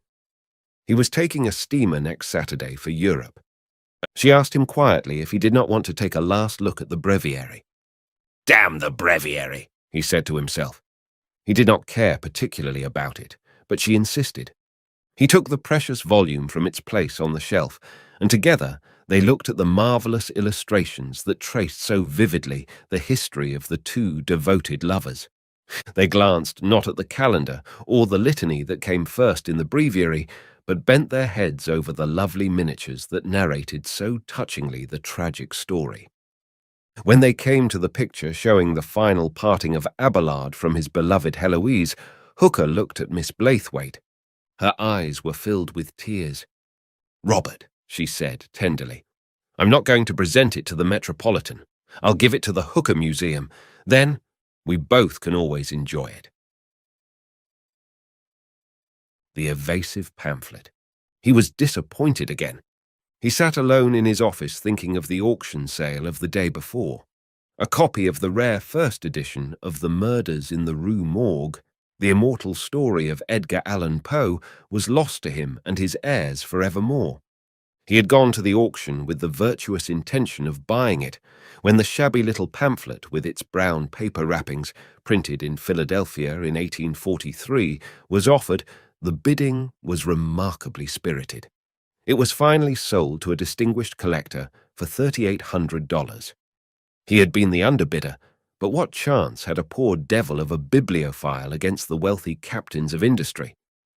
At sales of this character, the race is not to the swift, but to the rich. Robert Hooker had once owned a copy of this precious volume. This made his disappointment the keener. It was a more interesting example than the one that had just been offered under the hammer of the auctioneer, for it had been a presentation copy with a simple, though beautiful inscription written in the delicate handwriting of the poet upon the title page, "To Virginia from E.A.P." This was the very copy the greatest of storytellers had lovingly given to his wife. Years ago, it had mysteriously disappeared from Hooker's office, where he had kept it in a fireproof, feeling it was more secure there than on the shelves of his library. He sought for it everywhere, offering large rewards for its return, but the evasive little volume never was heard of again. Hooker was musing over his defeat of yesterday in the salesroom when his thoughts reverted to the fate of his own copy. Where was it? What was its history? Its possessor could not seek a purchaser because the inscription on the title page would instantly identify it. Had it been destroyed? Was it? "A gentleman to see you, sir, about an old book." He instantly awoke from his reverie. It was his secretary who had spoken. "Tell him I have no money for such things," said Hooker.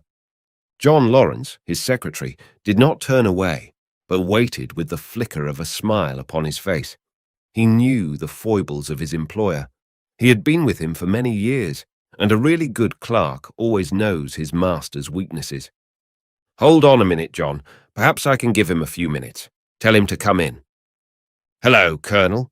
What can I do for you this morning?" said Hooker cheerily to a middle-aged man, erect of figure, who had just entered. He was one of those men who make their living picking up old books, old guns, old papers, old coins, old pictures, old everything. He also, at times, had a faculty of picking up old liquors, which was not good for him. He was known as the Colonel because of his military bearing and his interest in the Civil War. He had really been a soldier serving in the glorious and extensive regiment known as the Home Guard. "Good morning, Mr. Hooker.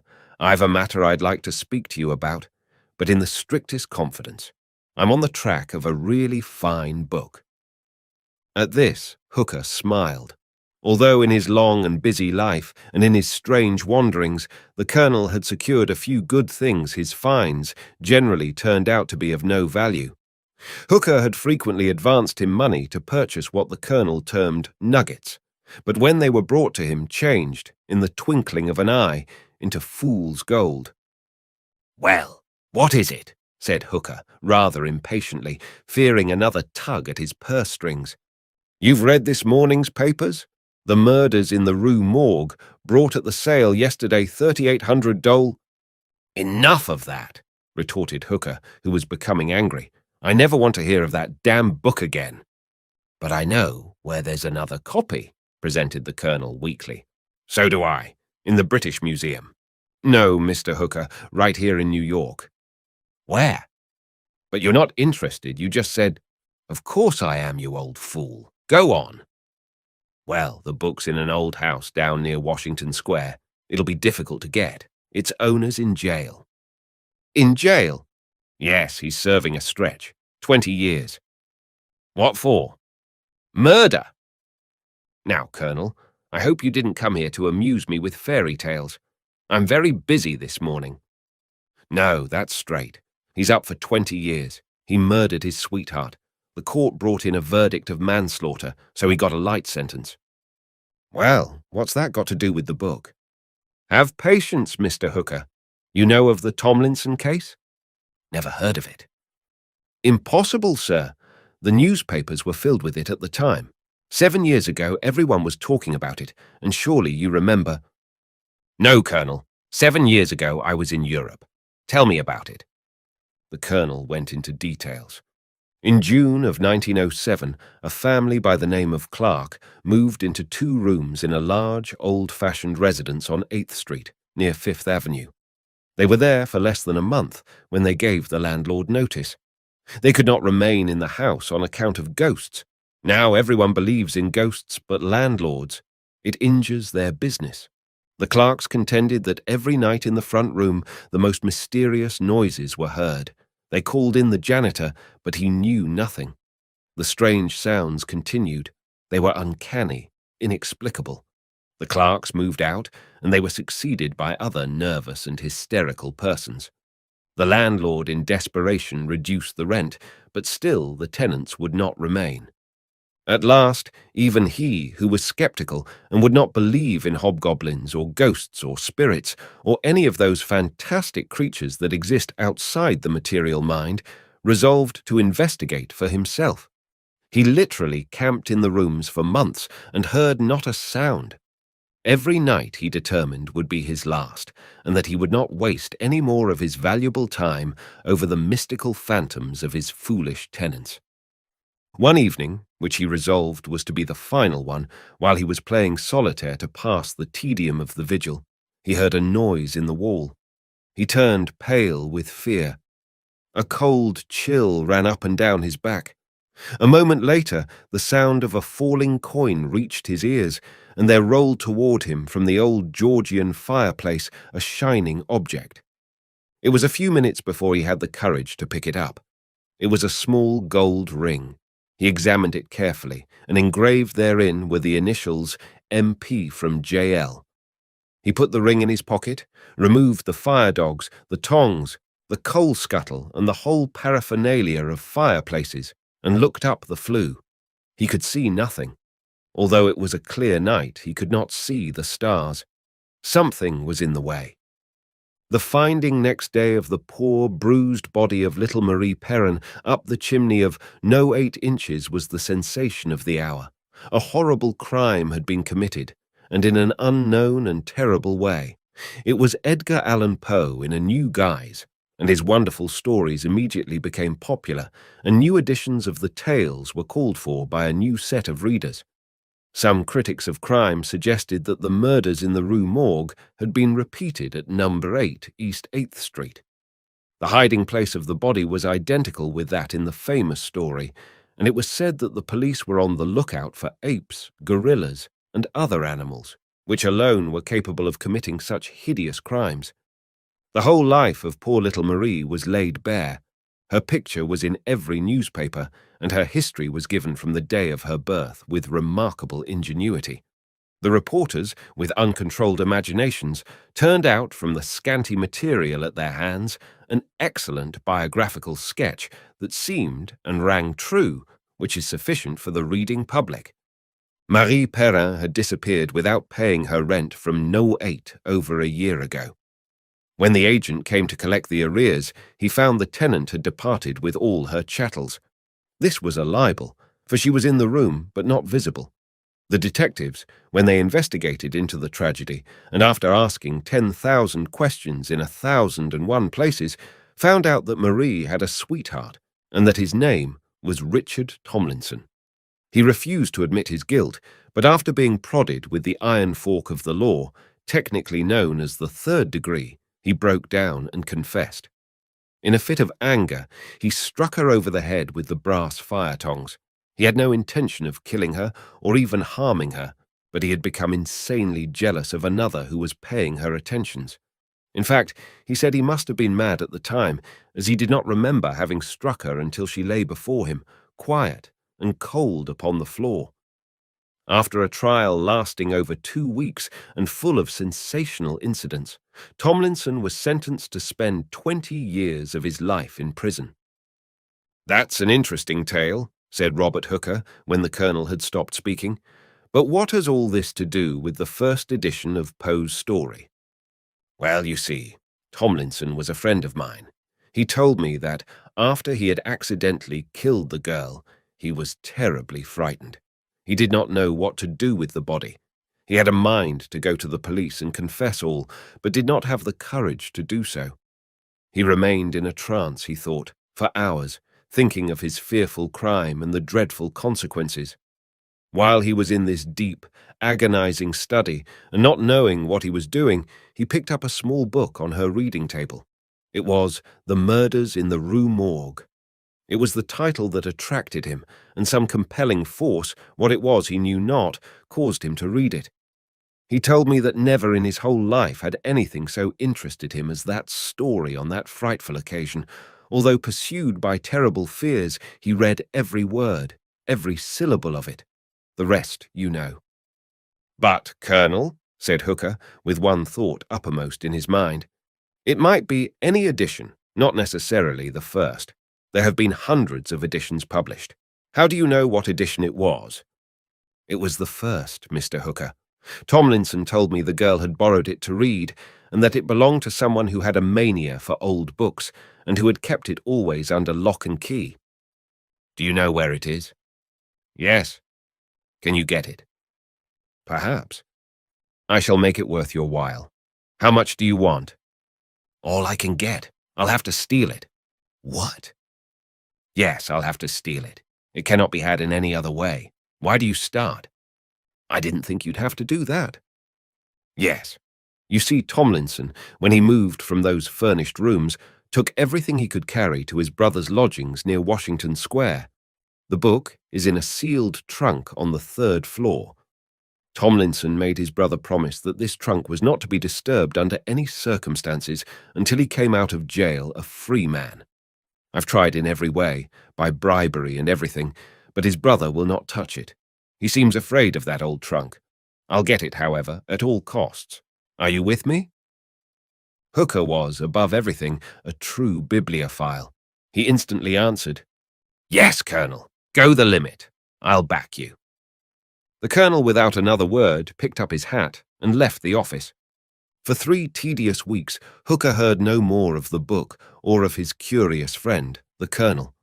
The whole thing seemed like a tale woven by Poe himself. Would the book, if it ever was secured, turn out to be a 2nd edition and worthless?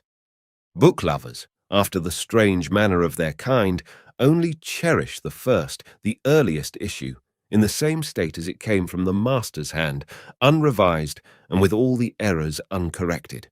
They do not care for new and more elegant editions. Hooker grew restless as the weeks rolled by, and still no Colonel.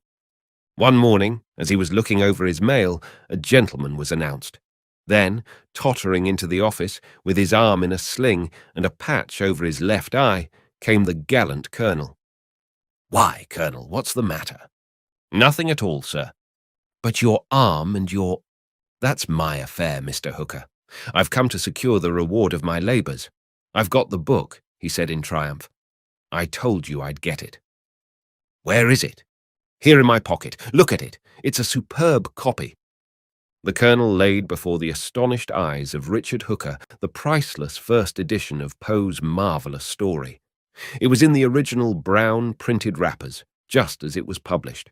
With trembling hands, he grasped the book. He turned the first page and gasped. A startled cry broke from his lips. The Colonel at once noticed his pallor. He did not dream that an old book would affect even the most ardent bibliophile in this manner. In all his experience of 40 years, he had never seen anyone so overcome at the sight of a dingy pamphlet. There, upon the title page, Hooker read the tender inscription written many generations ago, with which the most imaginative of American poets had presented his greatest story to his loving wife. It was his own copy, returned like bread upon the waters. Hooker was speechless. He went over to his checkbook and handed the Colonel the equivalent of $3,000. The Colonel retired, murmuring his thanks. The book lay upon Hooker's desk. Here was a new problem, worthy of Monsieur Dupin himself. Question after question came into his excited mind to depart unanswered. Who had stolen it? And how? Why had it been taken? How had Tomlinson secured it? And what, above all, had it to do with Marie Perrin? Hooker remained there, gazing at the pamphlet for hours. It fascinated him horribly. The luncheon hour went by, and still he sat staring intently at its faded covers. Would he ever solve the riddle? His mind was still at work on the problem when he was interrupted by his secretary. "It's closing time, sir. Is there anything you want before I go?" "Nothing, John. Thank you." The secretary turned to depart. He drew back suddenly. "The book! Mr. Hooker, the book! Where did you get that?" Robert Hooker looked at his confidential assistant. His face was the colour of the whitest parchment. His breath came in gasps, and cold drops of perspiration were visible upon his forehead. "I bought it today," said Hooker quietly. "It once belonged to me, and Marie Perrin. She was my—" John Lawrence did not finish the sentence. His face was twitching, and he was evidently suffering from the keenest nervous excitement. "Tell me about it, John," said Hooker kindly. "You seem to know something of it." "I do, Mr. Hooker. You'll forgive me, won't you? I didn't mean to do anything wrong." "Why, what do you mean?" "Well, years ago, on your return from Europe, you questioned me about that book. I was the only one who had access to the safe and knew the combination. I told you I knew nothing about it, that perhaps it had been mislaid before your departure for London. I lied, for I had taken it. I'd no intention of stealing it. I did not even know it was particularly valuable. I read the story one day when I was alone, with no work to do. It was the best tale I'd ever read. I was absorbed by it. I could not get the horrible plot out of my head. Yes, John, go on. Where does Marie come in? I was engaged to her. I had known her for years. She came from Montpellier, Vermont, where we both were born. One day I told her of the story. She wanted to read it, not thinking it any harm. I loaned it to her. She stopped for it one evening on her way home. I never saw her after that. I tried every way to find her, without avail. She had disappeared from her rooms on 8th Street, and I never heard of her again until the frightful news came out. Detectives came to see me. My name was in the papers once or twice at the time, and the questions they asked me were terrible. I proved an alibi. They had fixed the crime on Tomlinson, who, unknown to me, was uppermost in her affections. It was a bitter awakening. I've never been the same since. I think of her every night of my life. I've now told you all, and I shall resign and leave you at once. You can have no more need of me. Stay, John. I forgive you. You've suffered enough. Go home and come down tomorrow as usual. The book still lay upon the desk. This time he would take it home to keep it in his library among his most valuable possessions. For surely it was the most interesting copy of the Murders in the Rue Morgue in existence. Hooker turned the leaves to see whether, after its wanderings, all the pages were intact, collating it, as bibliophiles love to term this delightful occupation. Yes, it was perfect, just as when it had so mysteriously disappeared years ago. But hold, what were the brown, reddish finger marks on the back cover? Hooker did not have to be told that it was the lifeblood of poor Marie Perrin. The great discovery. He was considered by all his friends thrice a fool. First, he was engaged to be married. Second, he was a speculator in stocks. And third, he was a book lover. Some condoned the first offence, others pardoned the second, which was considered a weakness, and all universally condemned the last. John Libro had money on July 28, 1914. On July 29th, he did not possess a cent. The war caused it all. When New Haven dropped to 50 and Reading to 70, John Libro's fortune shrank with them, and he was left high and dry with nothing but the advice of his friends, a little jewellery, some clothing, and a few old books. Libro went home, made an inventory, and counted the change in his pocket. He was 35 years old, big, healthy, good-natured, and irrepressible. Here he was face to face with starvation. He grimly smiled, for it was at any rate a new experience. He sat down by the little bookcase, forgot his cares and his creditors, and took out his beloved friends. He tenderly fondled the first edition of Elia, dipped into Beaumont and Fletcher, and took solace from the pleasures of memory. When he looked at his watch, it was 8 o'clock. 2 hours had glided away in the company of his morocco-clad companions. It was then that he thought of Ethel. He would go to her at once and unfold his story. He told her in a few words that he was ruined and could not marry her. This made her more than ever determined to marry him. She loved him and could not allow such a small thing as money to interfere with their plans. The more he insisted, the more determined she became. At last, they reached a compromise. He would put the matter squarely up to her father. Mr. Edwards was called from his study. "Mr. Edwards," he began, "I suppose you read of what happened today in the stock market." Yes, of course," Mr. Edwards replied quickly. "What of it?" "Well, I was long on New Haven and reading." "Speculating again, have you?" "Yes, and I'm broke, and Ethel would not allow me to break off the engagement until I spoke to you." "She is a foolish girl. You are released, and I think it a good thing for my daughter." "Perhaps some day when I go to work," poor Libro pleaded. Work! Work! retorted Mr. Edwards. "Who ever heard of a stockbroker who worked?"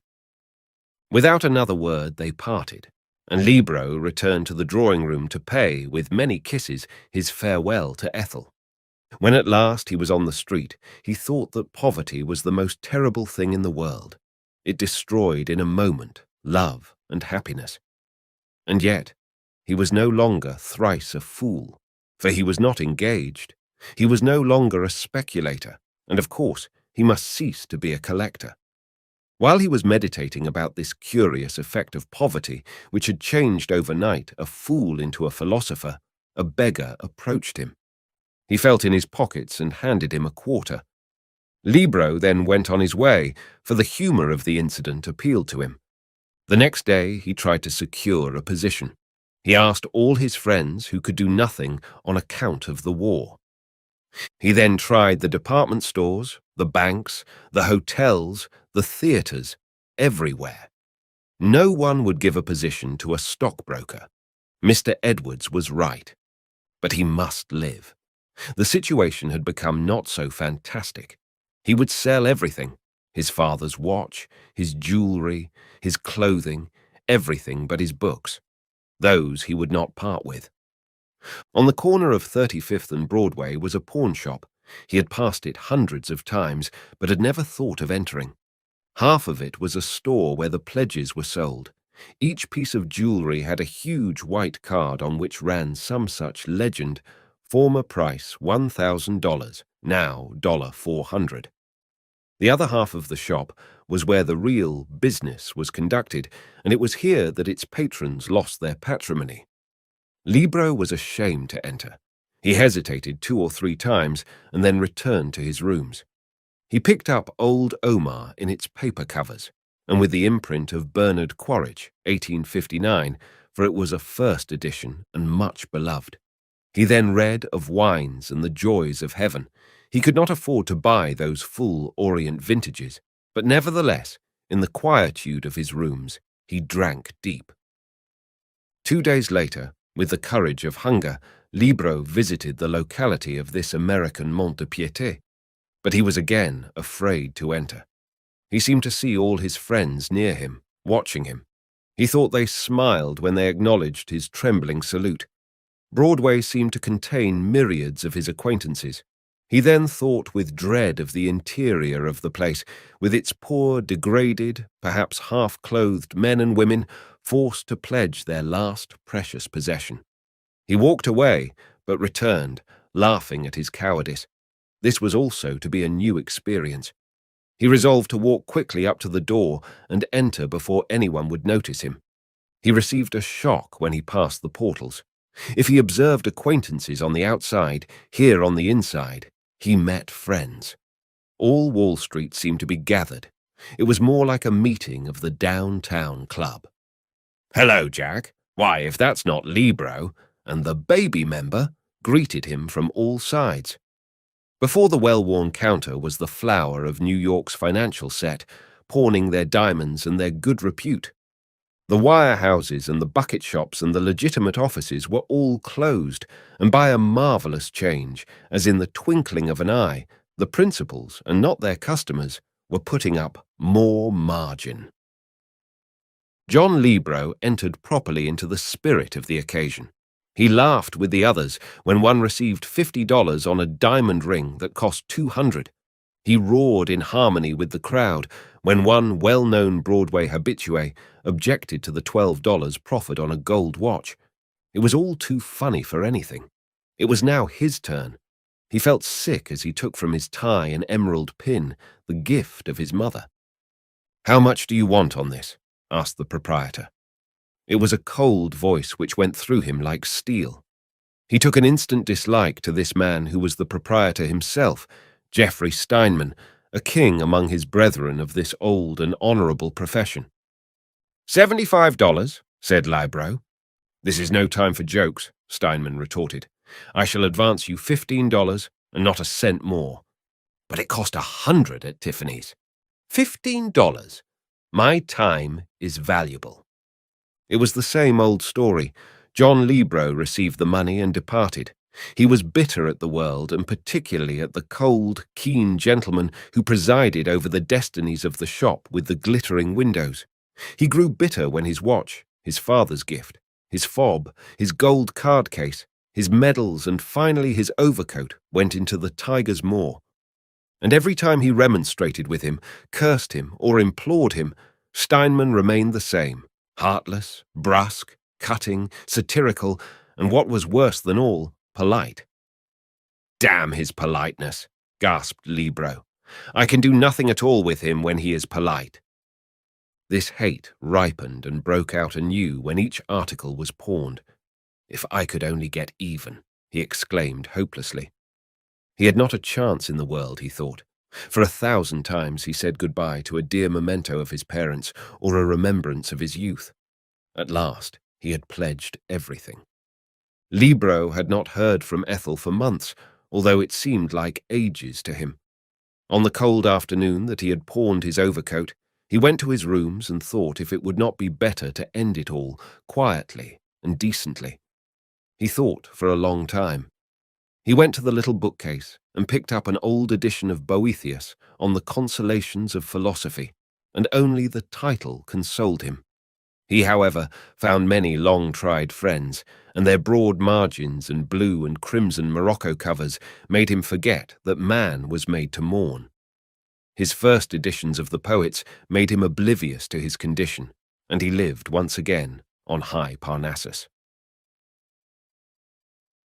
Libro was looking over the poems of John Keats, published in 1817, when a catalogue slip fell out. On the slip, it stated that a copy had once sold for $500. This, then, was meat and drink for him. He would sell it. He could live for months on poor Keats, but his soul revolted. He was not a cannibal. He could not live off the flesh of his own. But at last he was compelled to return to Steinman. He wrapped up the precious volume tenderly, affectionately. He took it bravely, for was he not offering at the sacrifice the dearest of his possessions? He gently, timidly, unwrapped before the pawnbroker the little volume, awaiting expectantly the admiration that always followed its appearance. But alas, he was not among book lovers. "No books!" exclaimed Steinman. "I've got stuck on them once or twice before. Not 1 cent. You. But Libro could not find words to explain his hatred. He would have killed him had he a weapon near. "Don't you know that book has sold for $500 at auction?" exclaimed Libro. "Then sell it at auction," replied Steinman politely. As the poor and crushed bibliophile turned to go, the proprietor interrupted him. "Wait, if you are so interested in that old plunder, perhaps you would like to see this." Steinman held in his hands a dingy old volume. Libro could not resist. An unknown force compelled him to look at it. With hatred consuming him, he nevertheless, like a true bibliophile, received from his enemy the book. He opened it. "Why, they are Shakespeare quartos!" he almost shouted, and then stopped suddenly. The proprietor was looking at him narrowly. Libro's heart had almost stopped beating.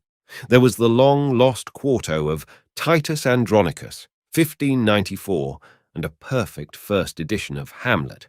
There were others in the volume, a veritable treasure trove. It was, in truth, a great discovery. "What's it worth?" said Steinman. "Something to a collector," replied Libro honestly. "Nothing to you." "Well, if you know anyone who wants the old thing, he can have it for $10. I once advanced that amount on it. Since then I say, no books." John Libro, by a superhuman effort, controlled himself. "Steinman, I need money for food. You already have everything valuable I possess, but this." He took from his finger a ring. It had been his mother's wedding ring. It was the last that remained to him of his parents' legacy. "How much will you give me on this?" he said, trembling. His very life depended upon Steinman's answer. He held his breath.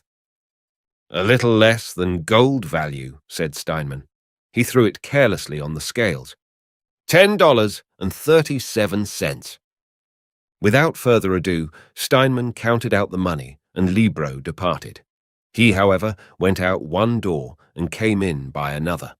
It was the first time that he had entered the half of the establishment where the unredeemed merchandise is sold. On this side, he was a patron and not to be patronized. "How much for that old book?" said Libro boldly. $10, answered Steinman in a surprised tone. This was a new dodge, a customer pledging one article to obtain money to purchase another. It was Libro's turn now, but he was not used to the game. "I shall give you $5, not a cent more." "No, $10 or nothing." "All right, I'll take it. Wrap it up." He counted out the money and left. Steinman felt uneasy. He thought he saw the flicker of an unholy smile on Libro's face as he passed through the swinging doors. It is almost unnecessary to state that Libro sold the book, the only book he ever parted with, for a fabulous sum, more than its weight in gold, and for many thousands of dollars. A noted collector purchased it immediately, and it is now the chief attraction of his wonderful library. With the money jingling in his pocket, he returned to the scene of his former misery. He was to redeem his pledges with the broker's own money. "Steinman," he said, "collect all my things. I shall pay what I owe and take them with me." "I congratulate you, Mr. Libro, on your return to fortune," replied Steinman affably. "I want to thank you, Steinman." "Thank me? Why?" "Because of the old book," said Libro politely. "I sold it today for $30,000. In a joyous mood, John Libro called upon Ethel Edwards. The story of the Shakespeare find was in the evening's papers. No one was more glad to see him than Ethel's father, who welcomed him like an old friend. That night he mused as he walked home. "I am no longer a stockbroker. I am engaged to Ethel, and I can still collect books. I am a fool, and I glory in it." The 15 Joys of Marriage. He was showing the distinguished guest through his magnificent library. He exhibited with pride his treasures, telling an interesting tale about this volume and his merry adventures about that. In glass-covered exhibition cases were displayed some of his greater rarities, and the colours of their morocco coverings gleamed and glowed in the light. At one end of the spacious room was a case with bronze mountings, and within reposed a volume bound in old olive levant, powdered with the bees and other devices so often used by Nicholas Eve, binder to His Majesty Francis I. The visitor asked about the volume that was so superbly housed, and begged Mr. Henry Sterling to give its history. "Pray examine it," he replied, taking the volume with the greatest care from the case. On its back, in letters of gold, mellowed by age, was its title, Les 15 Joies de Mariage. "Ah, that is indeed rare," exclaimed the visitor, "and its binding is marvellous. But hold, it is rubbed in one corner. Some vandal did that. It is a shame such a treasure should have been used so damnably." "It is for that reason, sir," Sterling replied, "that it is my most beloved volume. I value it above all the books in my library. This is its history. Some 15 years ago I met at a house party a lady to whom I was instantly attracted. She was handsome, with high colouring and the most glorious hair. We met often thereafter, and a year later she became my wife. We lived for some time most happily together. Occasionally we had petty disputes that always ended in a victory for both of us. About 12 years ago, attracted by a great book sale, I started to form this library, which has been the passion of my life. I read all the catalogues, became skilled in bibliography, lived in the bookshops, spent all my time collating and going over my precious volumes. In the evenings, instead of talking to my wife about the Ives coming ball, or a problem in bridge, or the newest shades of silk, I pored over the catalogues which came to me from all parts of the world. My wife said nothing at first, but when one bookcase was added to another, crowding out the little Sheraton writing tables and the bijou cabinets, she objected mildly. "Why bring all this trash into the house? And besides, you never read them. I suppose they don't cost you much. I loaned a few to one of my friends yesterday." I winced, but said nothing. Gradually, I became absorbed in the pursuit. Other collectors, men after my own heart, rich and always wearing the oddest clothes, so my good wife said, came to visit me. We would stay up far into the night relating our experiences, telling wonderful stories of how we secured our rarest volumes and remarking about the prices, which seemed always soaring. My wife knew at last that these old books cost a great deal of money, that I would spend $100 for an old almanac or an Aldous, while I objected to the $40 she paid for a hat. She said she would stand it no longer. I remonstrated, but in vain. She remarked that I had changed, that I no longer loved her. This was not true. I loved her as I always did, but I would not allow anyone to dictate to me. However, I displayed no longer the little Morocco things that I had bought, but brought them home surreptitiously, placing them in the corners of the bookcase. I concealed them in my newspaper of an evening, or had them sent home when my wife was out shopping or visiting her friends. Sometimes she would catch me flagrante delicto, as I would stealthily remove my beloved from its brown wrapping paper, or catch me napping with a first edition that she was sure she had not seen before. The situation grew intolerable. I could not bear to have someone who had promised to obey me, taunting me at every turn, remorselessly dropping an Elsevier on the floor, or shattering my nerves by insolently showing me a receipted bill for a presentation copy of Endymion. I tried to be gentle with her, to reason with her, to tell her what a scholarly thing I was doing, but it was of no avail. She became actually jealous of my books. She looked with distrust at every parcel that arrived. She was suspicious of everything that had the appearance of a book. At first, she was only mildly oppressive. She now became severe, scolding continually, making my life a burden. She said my love of books was unnatural, wicked, unspeakable. I could stand it no longer. I could not live with a woman who treated me in so cruel a way. When I told her this, she was docile at first, but the fire broke out anew at some new victory of mine in the auction rooms, which one of my spiteful friends told her about. Matthews was always jealous of me because I had more courage than he and snatched the uncut Comus from him when it was almost within his grasp. I tried no longer to bear with my wife. She was a vixen, a mad woman, a very devil. I resolved to divorce her, but on what grounds?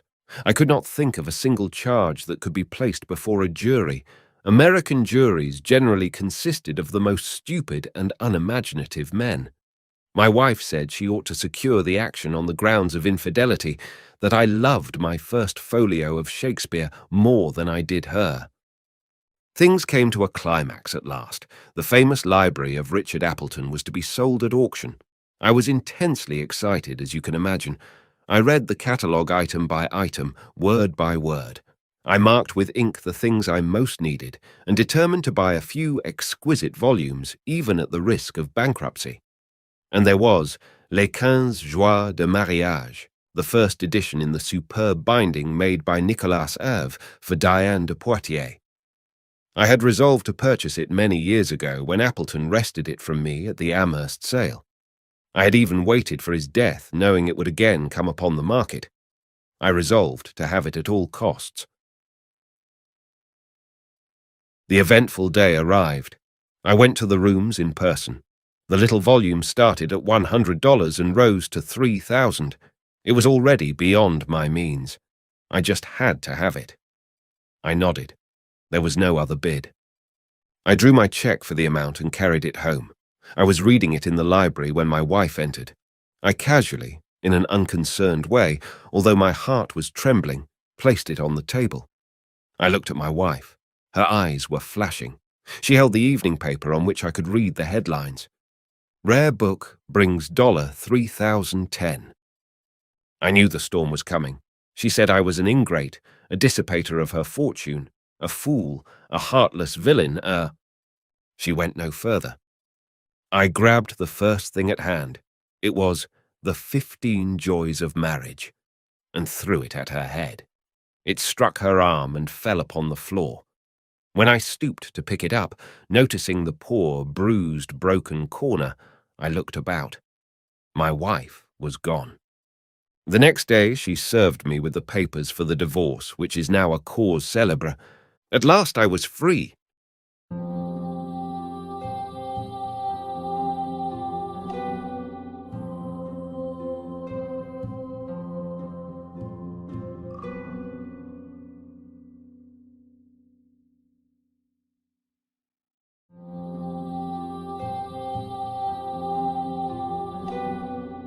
Literary Forgeries, Decoding Frauds Among Booksellers, A.S.W. Rosenbach.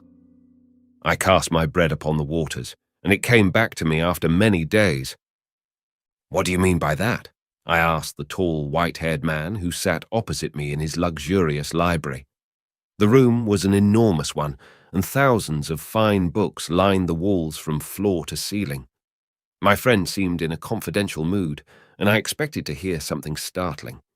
This Gothic room, with its early Spanish religious sculptures, had the very atmosphere of a confessional. My companion had had a somewhat weird career, and as I watched him through the heavy smoke of our cigars, I recalled many strange stories of his youth. Once he had been a lawyer's clerk, but now he was a director in many banks, with financial interests all over the world. The variegated stages by which he had risen to such eminence, not only in business but as a collector of pictures and books, were not always clear to the friends of his later years.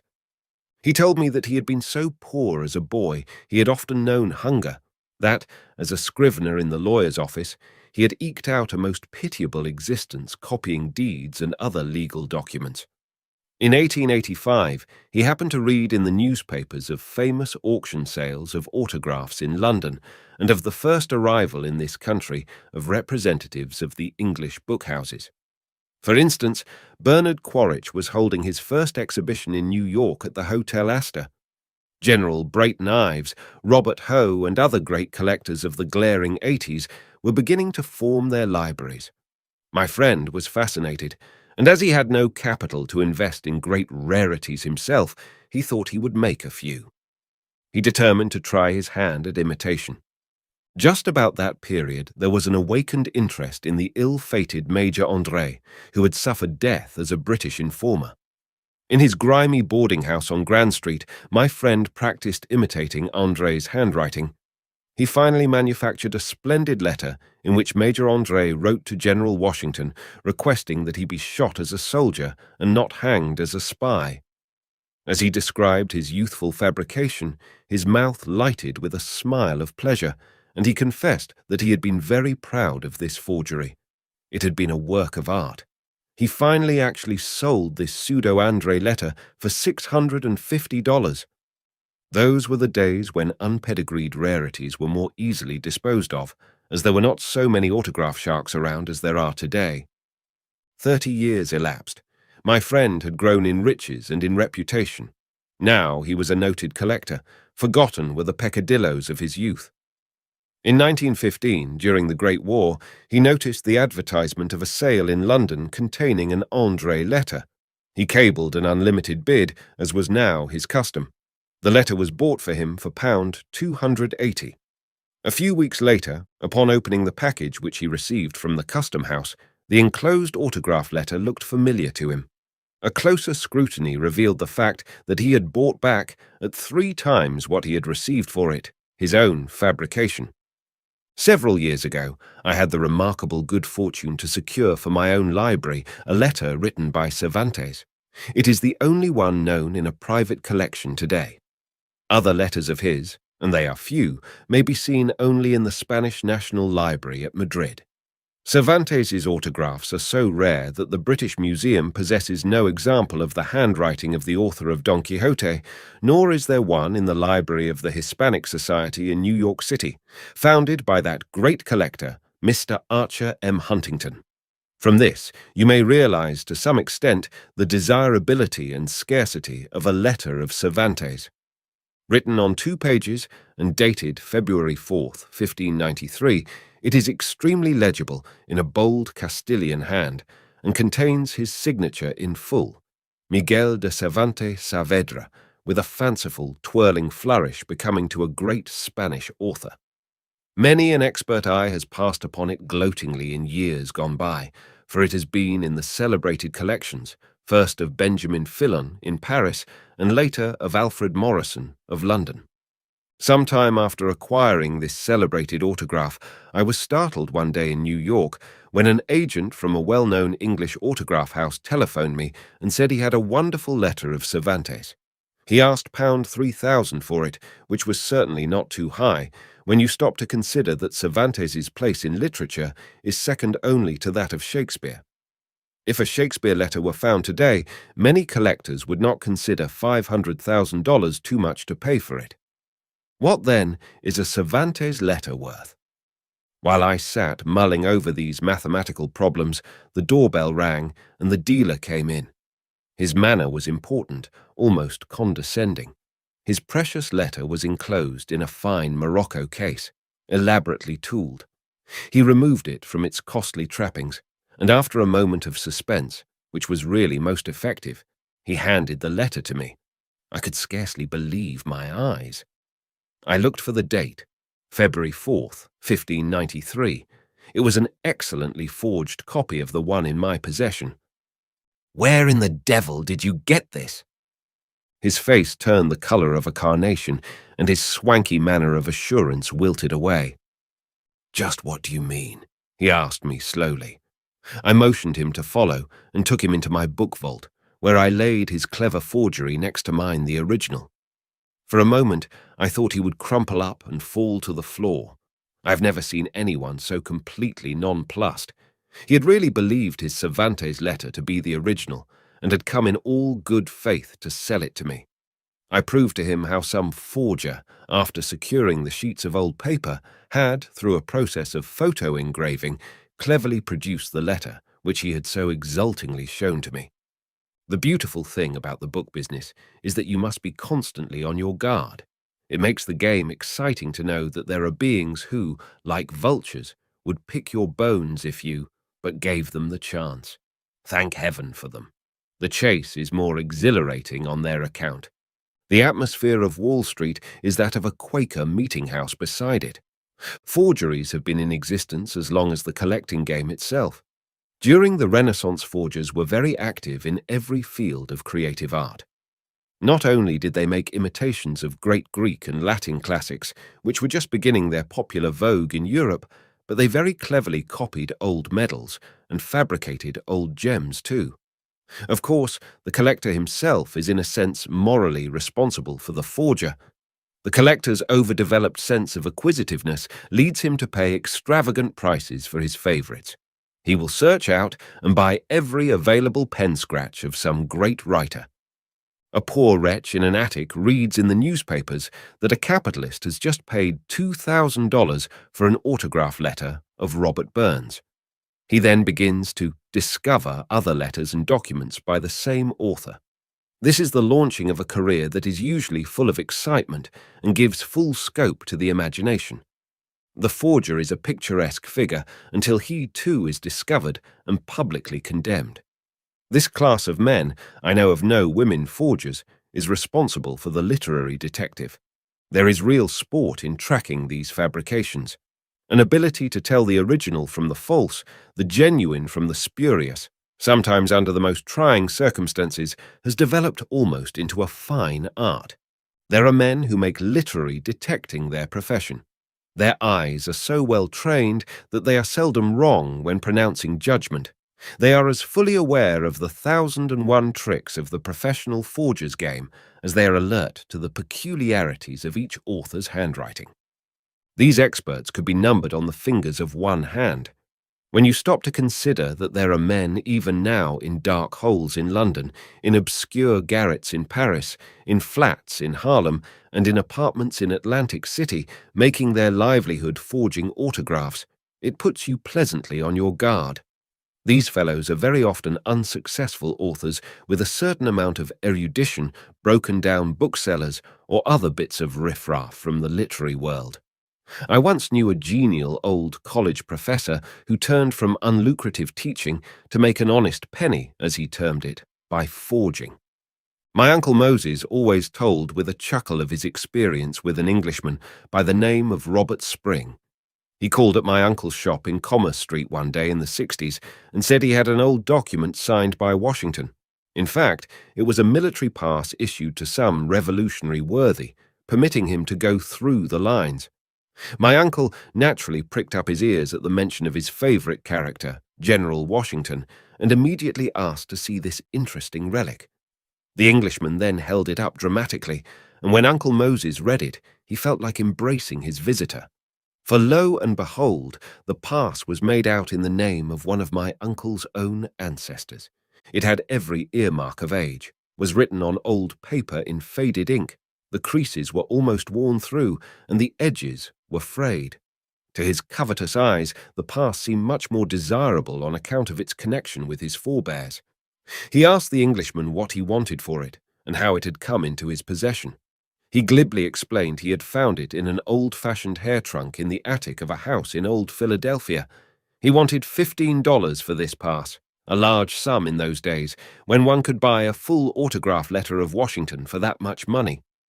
Uncle Moses rose to this thin story as a trout strikes at a fly. Some years later, Ferdinand J. Dreer of Philadelphia, a connoisseur, came to see him. Among other things, my uncle showed him the faded pass.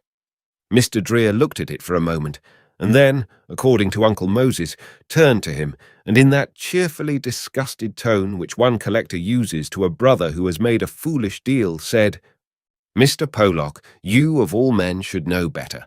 This thing is an arrant forgery, and worth less than nothing." It later appeared that Robert Spring was the first great forger of American documents.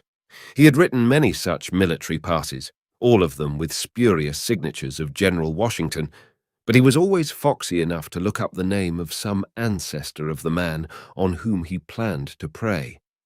Uncle Moses, nevertheless, remained stoical, and said this outlay of $15 was one of the most profitable investments he had ever made. It placed him on his guard as nothing had before, was, in fact, an investment that would in time be worth thousands of dollars to him. Spring's career as a forger lasted a surprisingly long time. He reached a point where he made no effort to conceal from his Philadelphia customers the almost made-to-order character of these documents of his. He salved their feelings by saying he would never think of offering them anything that was not genuine. Of course, he was an excellent penman. Washington was his favorite model, perhaps because he had greatest success in copying his handwriting. He sold most of his productions to persons who lived abroad, who were not regular collectors. He assumed various names when he wrote to members of the English nobility, representing himself sometimes as a widow in want or as the needy daughter of Stonewall Jackson, thus feeding most lucratively upon the kind-heartedness of wealthy people thousands of miles away. He was arrested several times, but finally reformed. Before dying, he grew to be a most proper and meticulously honest dealer in books and engravings, and I suppose rests comfortably now in the bookman's heaven. I have collected letters and documents of Washington almost from the beginning of my career. Today, I own an interesting, authentic collection of more than 200, written between the years 1755 and 1799. He was a prolific correspondent. His handwriting is always legible, the writing of a sensitive, clear-thinking person whose nerves were under excellent control. Many of these letters are the charming messages which any leisured gentleman of that period might write. Others are on military matters of the utmost importance.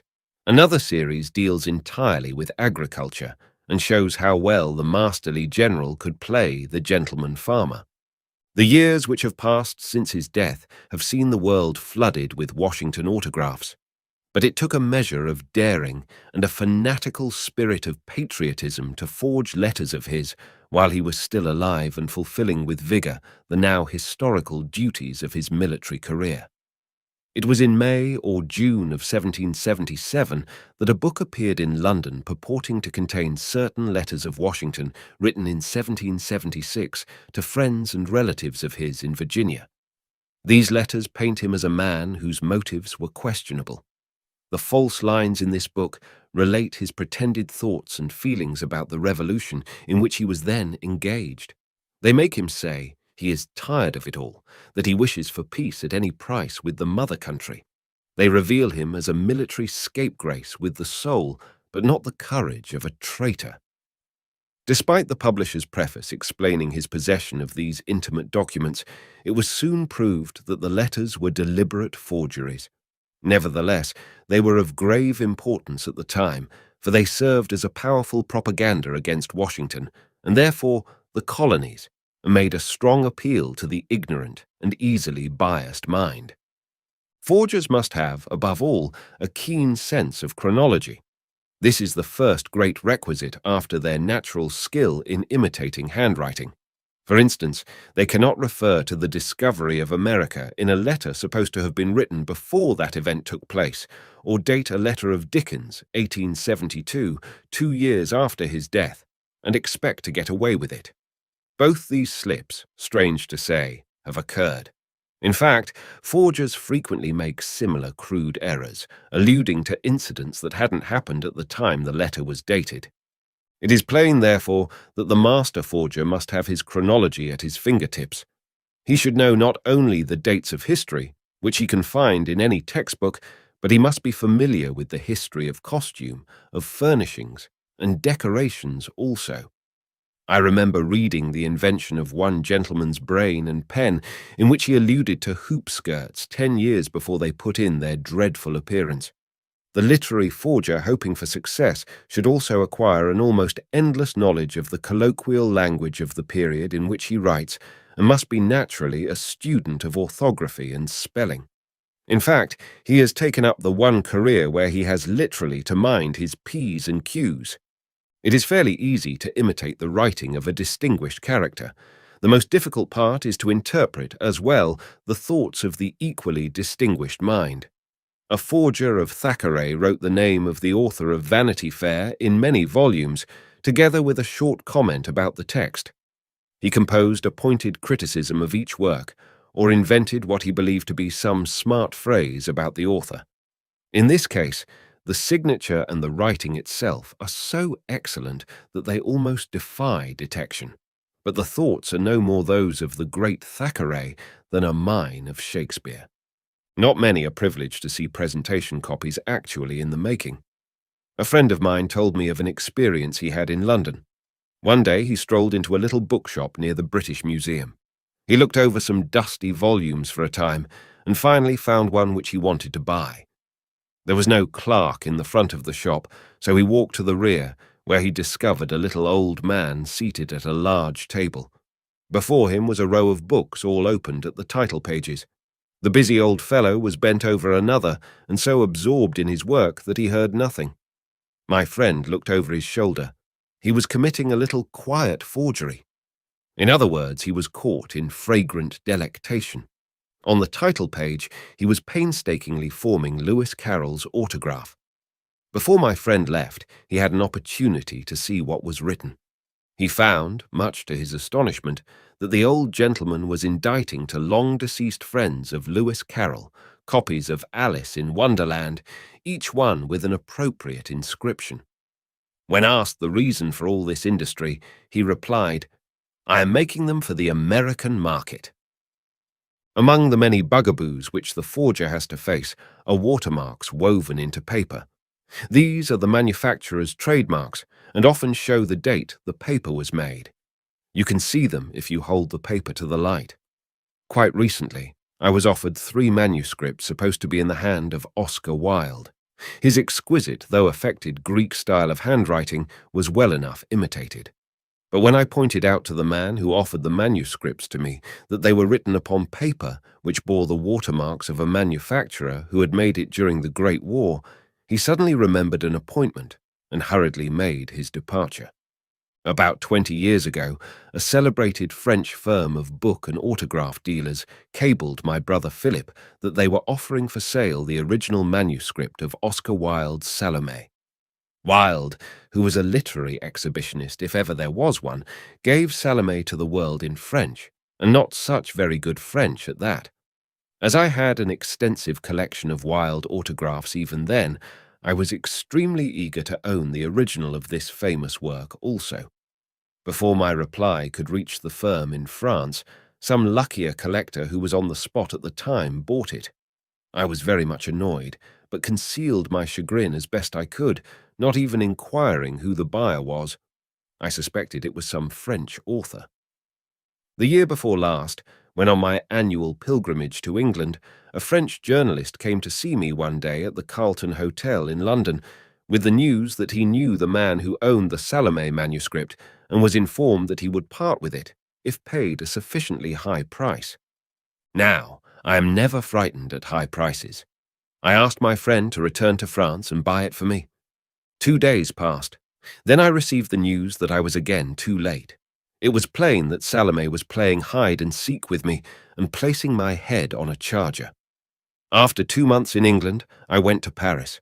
I had hardly arrived before the collector who last purchased Salome offered to sell it. I asked him to bring it immediately to my hotel. With my nerves on edge, I kept telling myself that this time she should not escape me. Now, the collector in question was supposed to be a judge of autographs. He arrived and took the manuscript from its case. I fairly grabbed it from him, fearing that the evil Salome would sprout wings and fly out of the window. I opened the cover to the first page, looked at it, turned the second, then the third. Quickly I closed it and gave it back to him. A silence followed, during which he regarded me in amazement. "No, thank you," I said. "I'm looking for Salome in the flesh, not a will-o'-the-wisp. Your manuscript is a forgery." It was plain this poor fellow had been deceived. He walked up and down my room, tearing at his hair in the best French manner, for he had given a good sum for this clever fabrication.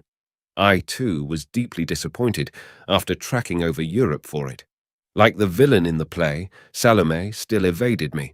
In Philadelphia, a year later, I received a cable from a firm of auctioneers in Paris, offering me the original manuscript of Salome once more. I naturally paid no attention to the offer, thinking it another forgery. I was tired of the wiles of this wicked woman. I had come to the conclusion that this work was not, by some weaving of the fates, for the house of Rosenbach. No more fool's errands for me. A few weeks after, when dining with a well-known American collector in New York, he said to me, "Doctor, I have something which will open even your eyes. I have Salome." Naturally, I could not suppress a cynical laugh. "Another forgery?" I smilingly inquired. After dinner, we went to his library, and he pointed very proudly to 2 old copybooks on the table. The moment I looked at the pages, I knew that at last I held the original in my hands. How envious I was! But I now realized this manuscript could never be mine.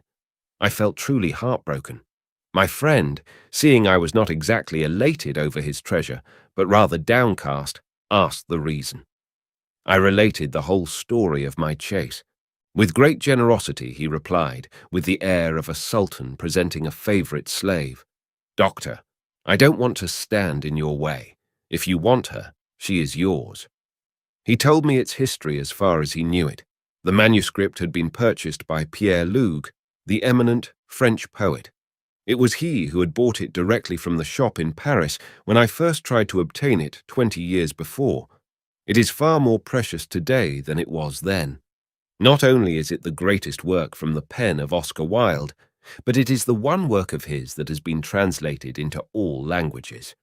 It has also been used as the libretto by Richard Strauss for his startling and beautiful opera. The up-to-date literary forger always keeps his eye upon the market. Genuine letters of certain famous or infamous men and women will always command high prices. Yet the styles in collecting change as in everything else. One decade, there may be a sudden craze for Byron letters. The next, autograph letters or documents pertaining to Keats or Shelley are frantically sought. So it goes. One cycle begins as another cycle ends. Therefore, forgers' productions often swarm into the market when the popularity of an autograph is on the crest of the wave. There are certain historical characters whose autographs will always sell at top prices. With this in mind, one of the greatest hoaxes ever planned was, for a time, put over by a French forger a few years after the middle of the 19th century. Vrain Lucas was his name, and his guileless customer was a noted mathematician, Michael Chasles. I first knew of Lucas's wretched forgeries through hearing my Uncle Moses tell of them. In a way, it was rather humorous, for when he told me the story he became as enraged as though Lucas had taken him in, rather than Chasles. Vrain Lucas was a middle-aged man of fair education and rather well-read. By his own confession, he had manufactured more than 25,000 spurious autographs, many of which he sold to Chasles over a period of 8 years. During that time, Chasles had doubted his word only once.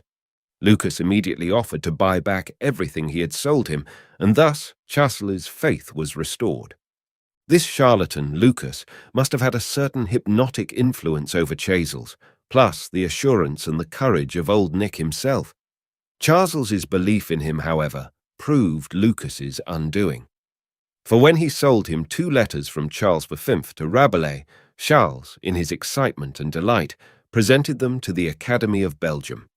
The letters for a time were believed to be genuine. Then Lucas came again to Charles, this time with letters from Pascal to Boyle and Sir Isaac Newton, in which the writer proved that he, and not Newton, had discovered the law of gravitation. You can imagine how deeply moved was Chasles, the naive mathematician. He rushed with them to the French Academy of Science, and at once the scientific world was stirred into a commotion. At the height of this agitation, Sir David Brewster came forward and announced that the letters must be from the pen of an impostor, proving conclusively at the same time that Newton was a mere child of 10 when these pretended messages of Pascal were written. Thus began the beginning of the end for the forger. Certain testimony given by Chasles at Lucas's trial before a tribunal of the Seine in 1870 is almost unbelievable. It seems ridiculous to me that any man, especially a collector, could have been so simple and gullible as was Chasles. He spent 140,000 francs, a lot of money in those days, for a list of autograph letters that is too good to pass over lightly. Although Monsieur Lucas supplied his customer with the important names of the 15th, 16th, and 17th centuries, including Boccaccio, Cervantes, Dante, Racine, Shakespeare, and Spinoza, he likewise delved into the remote past and produced letters from Abelard, Alcibiades, Attila, Julius Caesar, Charlemagne, Ovid, Pliny, Plutarch, and Pompey.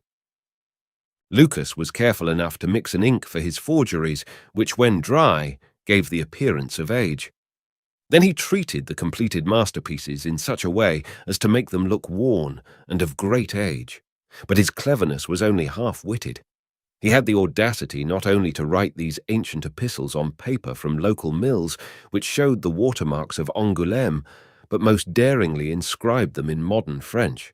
The late Simon Gratz, in his delightful and authoritative volume, A Book About Autographs, gives translations of several of these shameless fabrications.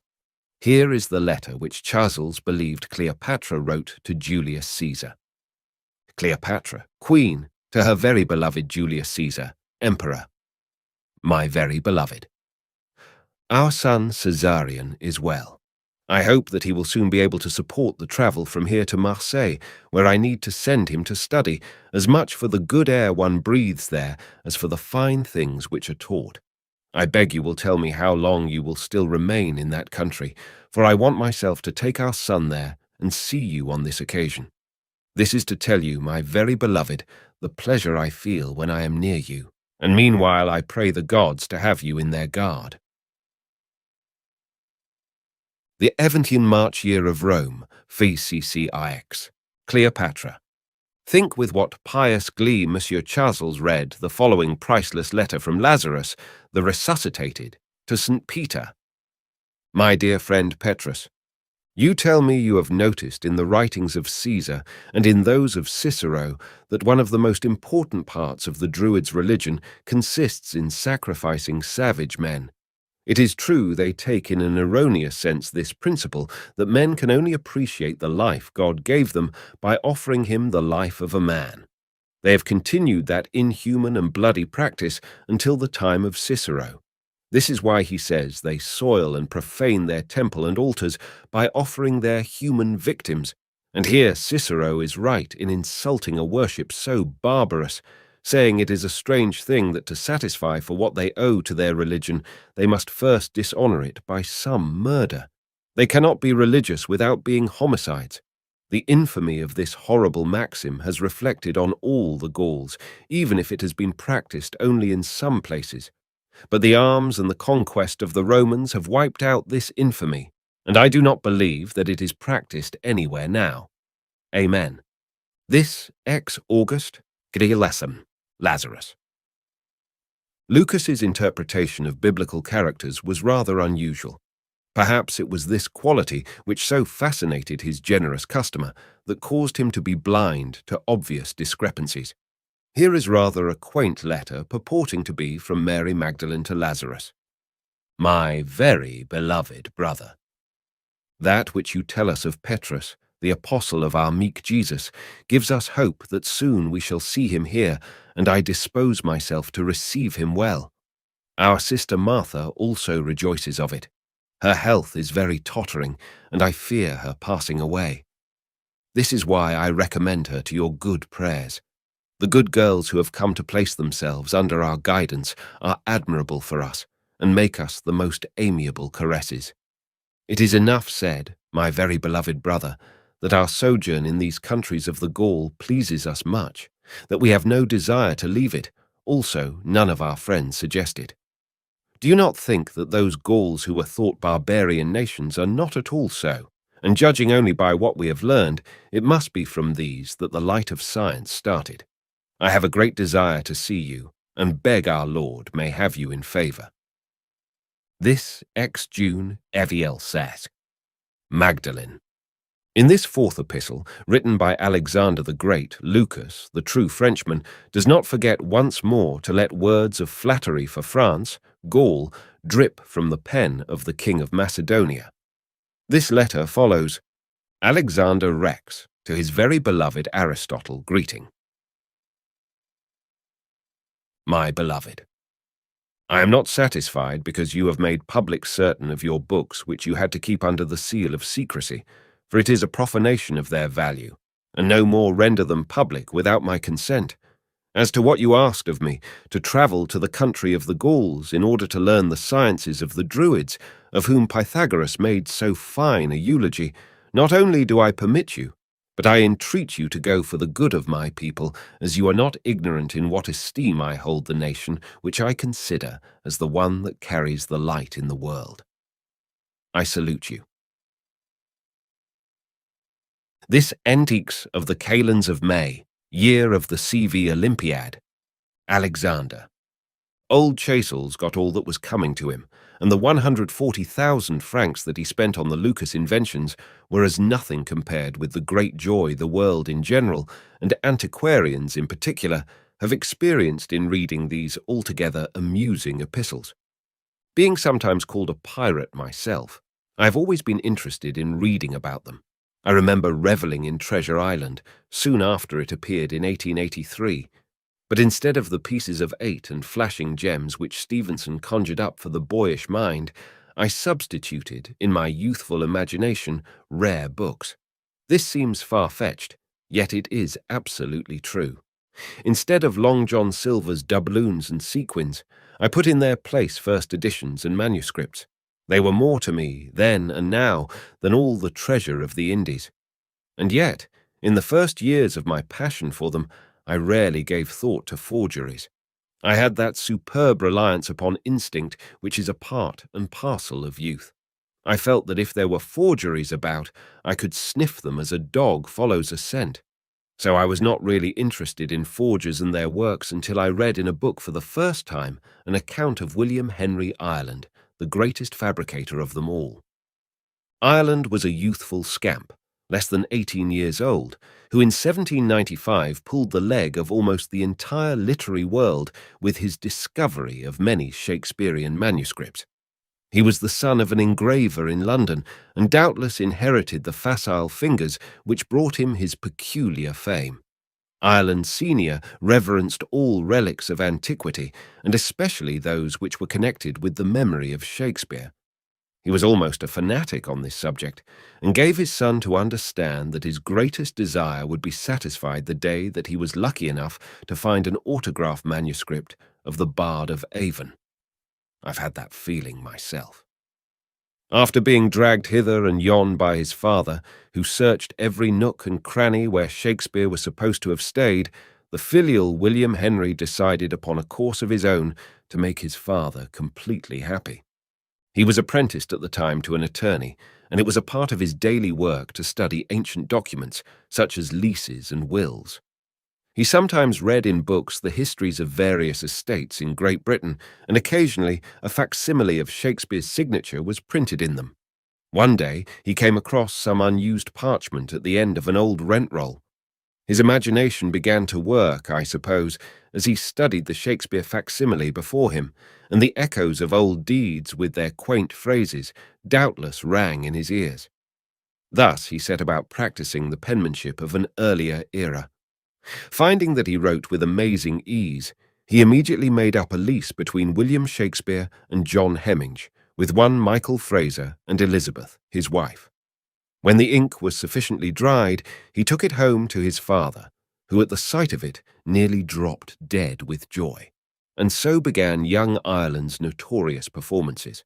After finding further facsimiles of signatures of the Elizabethan period, he invented, with the most appalling facility, all sorts of letters and poems. Naturally, his father and others asked where he had found these remarkable manuscripts, whereupon he made up a more or less logical story. He said he had met a gentleman of fortune whose name he had sworn not to tell in a coffee-house in London, and that in the course of conversation they had discovered each other's love for things antique.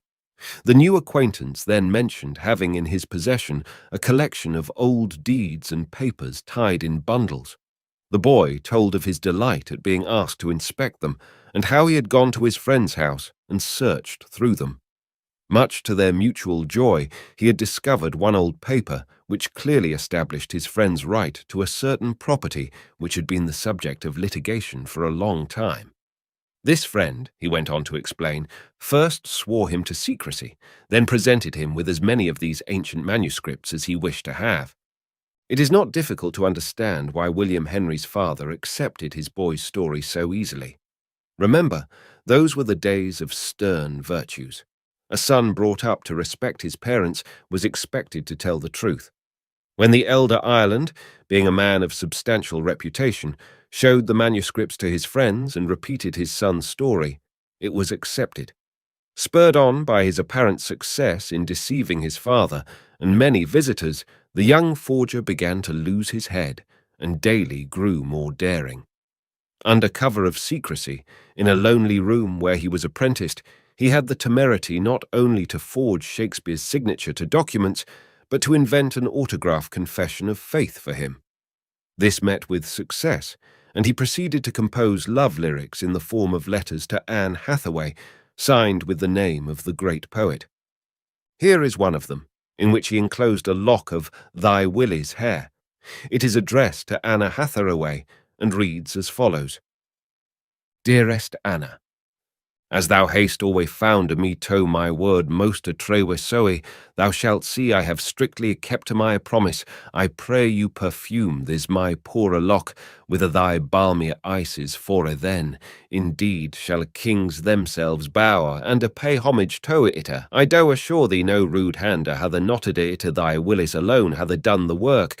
Neither of the gilded bauble that environes the head of majesty and no nor honores most weight ye would give me, half of the joy as did this my little worker for thee. The feeling that it did nearest approach unto it was that which cometh nigest unto. God meeky and gentle charity for that virtue, O Anna, do I love, do I cherish thee in my heart, for thou art as a tall cedar, stretching afore thee its branches, and succouring smaller plants from a nipping winter. Or the boisterous winds, farewell to morrow by times. I will see thee till then, adieu, sweet love, thine ever. W.M. Shakespeare, Anna Hathaway. Some time later, he made an almost entire transcript of Lear, and a few leaves from Hamlet, too. In Hamlet, as he quaintly called it, he boldly introduced variations in the text, which many of the most learned men of the time read without doubting their authenticity. Boswell, Dr. Johnson's famous biographer, called at the Ireland home one day, inspected the manuscripts, then knelt down before them, enthusiastically kissing a paper here and there as he thanked God for letting him live to see them. However, there was one doubting Thomas who refused to believe, almost from the beginning of the discoveries, that there was an iota of truth concerning their origin. His name was Edmund Malone.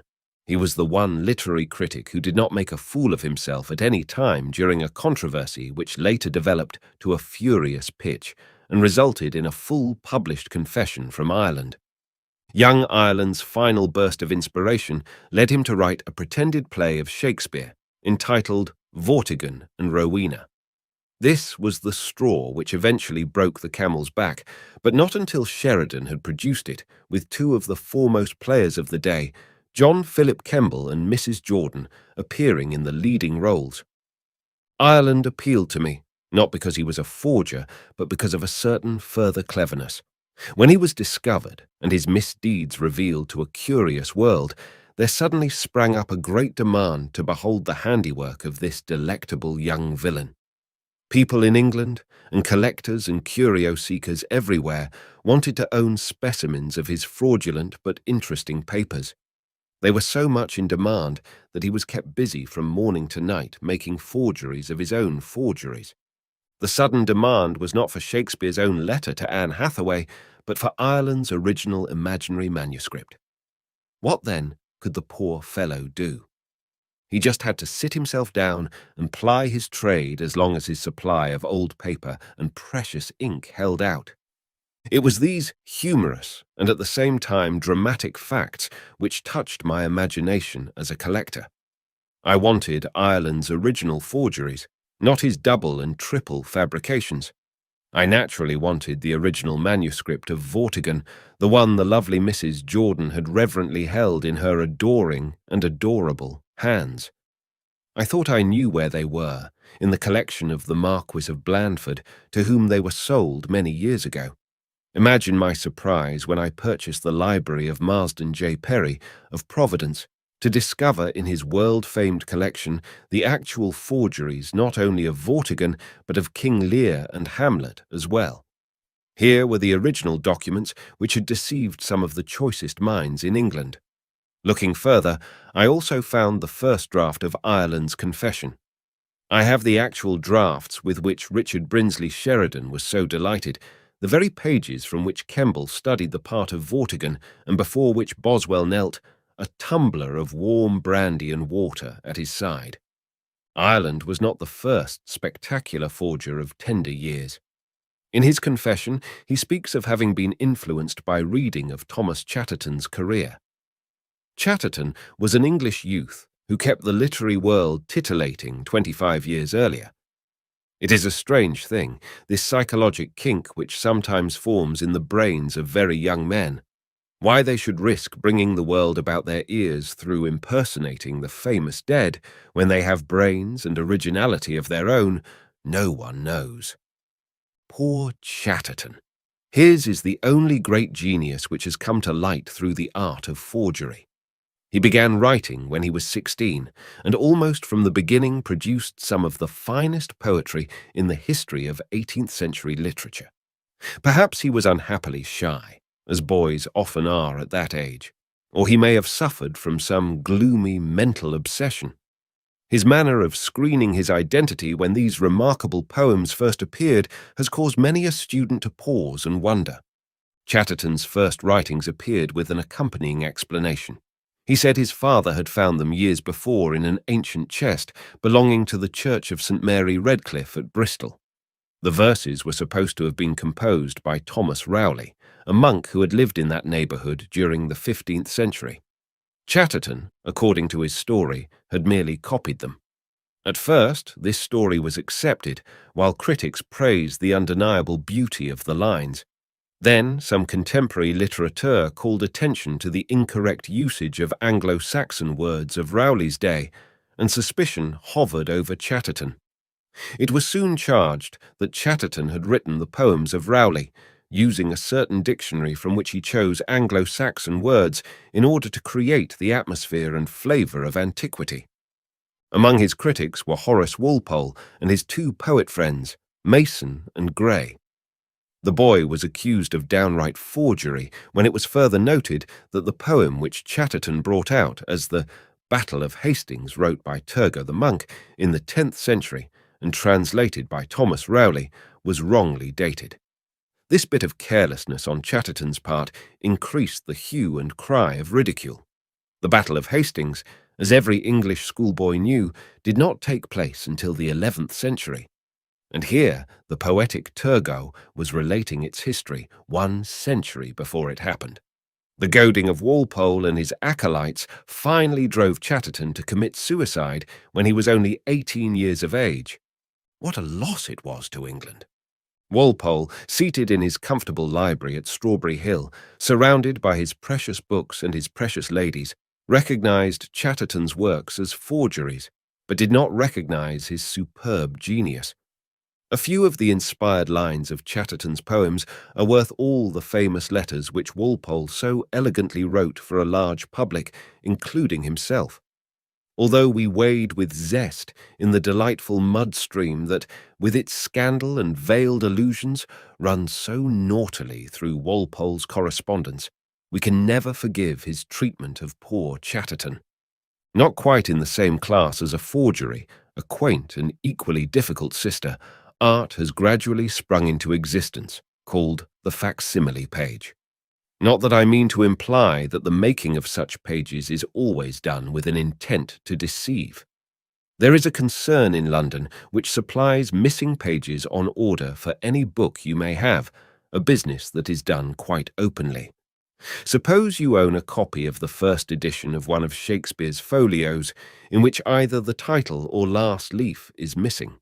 If you don't happen to be too fastidious and have merely the collector's love for the complete, without his obsession for the perfect as well, you could take your first folio to this firm and in a short time receive a perfect page made to match the others of your book. Only the connoisseur and you yourself would know the difference. Owing to the assistance of the camera today and the modern processes of engraving, it is not difficult to reproduce the printed word as it first appeared several centuries ago.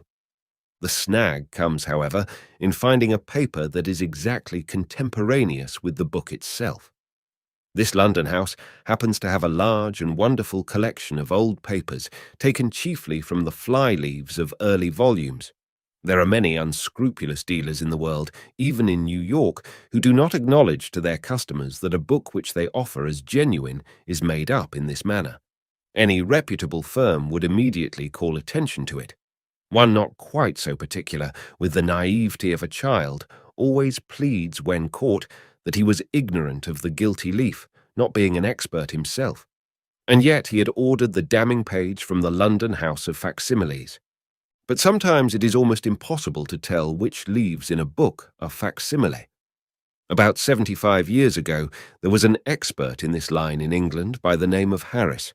With the greatest dexterity and cunning, he made leaves for incomplete books, which exactly duplicated the original ones. In those days, such work was tedious and had to be accomplished entirely by hand, as it was long before the era of modern photographs. Harris's work was in constant demand. An amusing story is told among booksellers of an order Harris executed for a celebrated collector whose copy of Caxton's History of Troy had 2 leaves missing. 5 years later, the collector called on Harris. He took this Caxton from his pocket and showed it to him. It was with the greatest difficulty that Harris himself could determine which 2 leaves were his. In fact, he had to verify them by his records.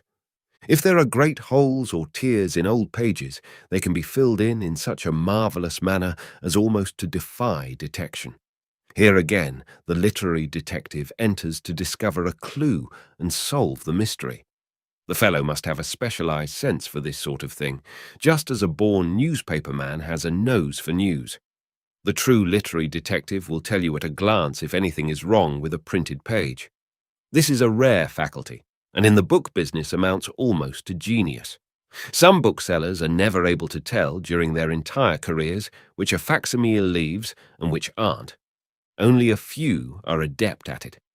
Another trick is to supply original covers when they are missing from old and precious volumes. Sometimes a copy of an English classic appears in the auction room minus its blue or grey or yellow paper wrappers. In the twinkling of an eye, brand new ones are supplied, aged by the miraculous Antiqua, and offered as being in pristine, immaculate state, very rare in its original paper binding. Then, to enhance the illusion, an old signature is added to the cover, and perhaps the price, twopence, written in an old hand. It takes Sherlock Holmes himself to detect these impostures. I know a gentleman in London who is so expert in detecting forgeries that he goes on a scent like a setter after a bird. But the real safeguard for the collector is to buy his books, not from the transient individual who has 2 or 3 bargains to offer, but from the man who is known first of all for his reputable dealing. Then collecting is sheer delight.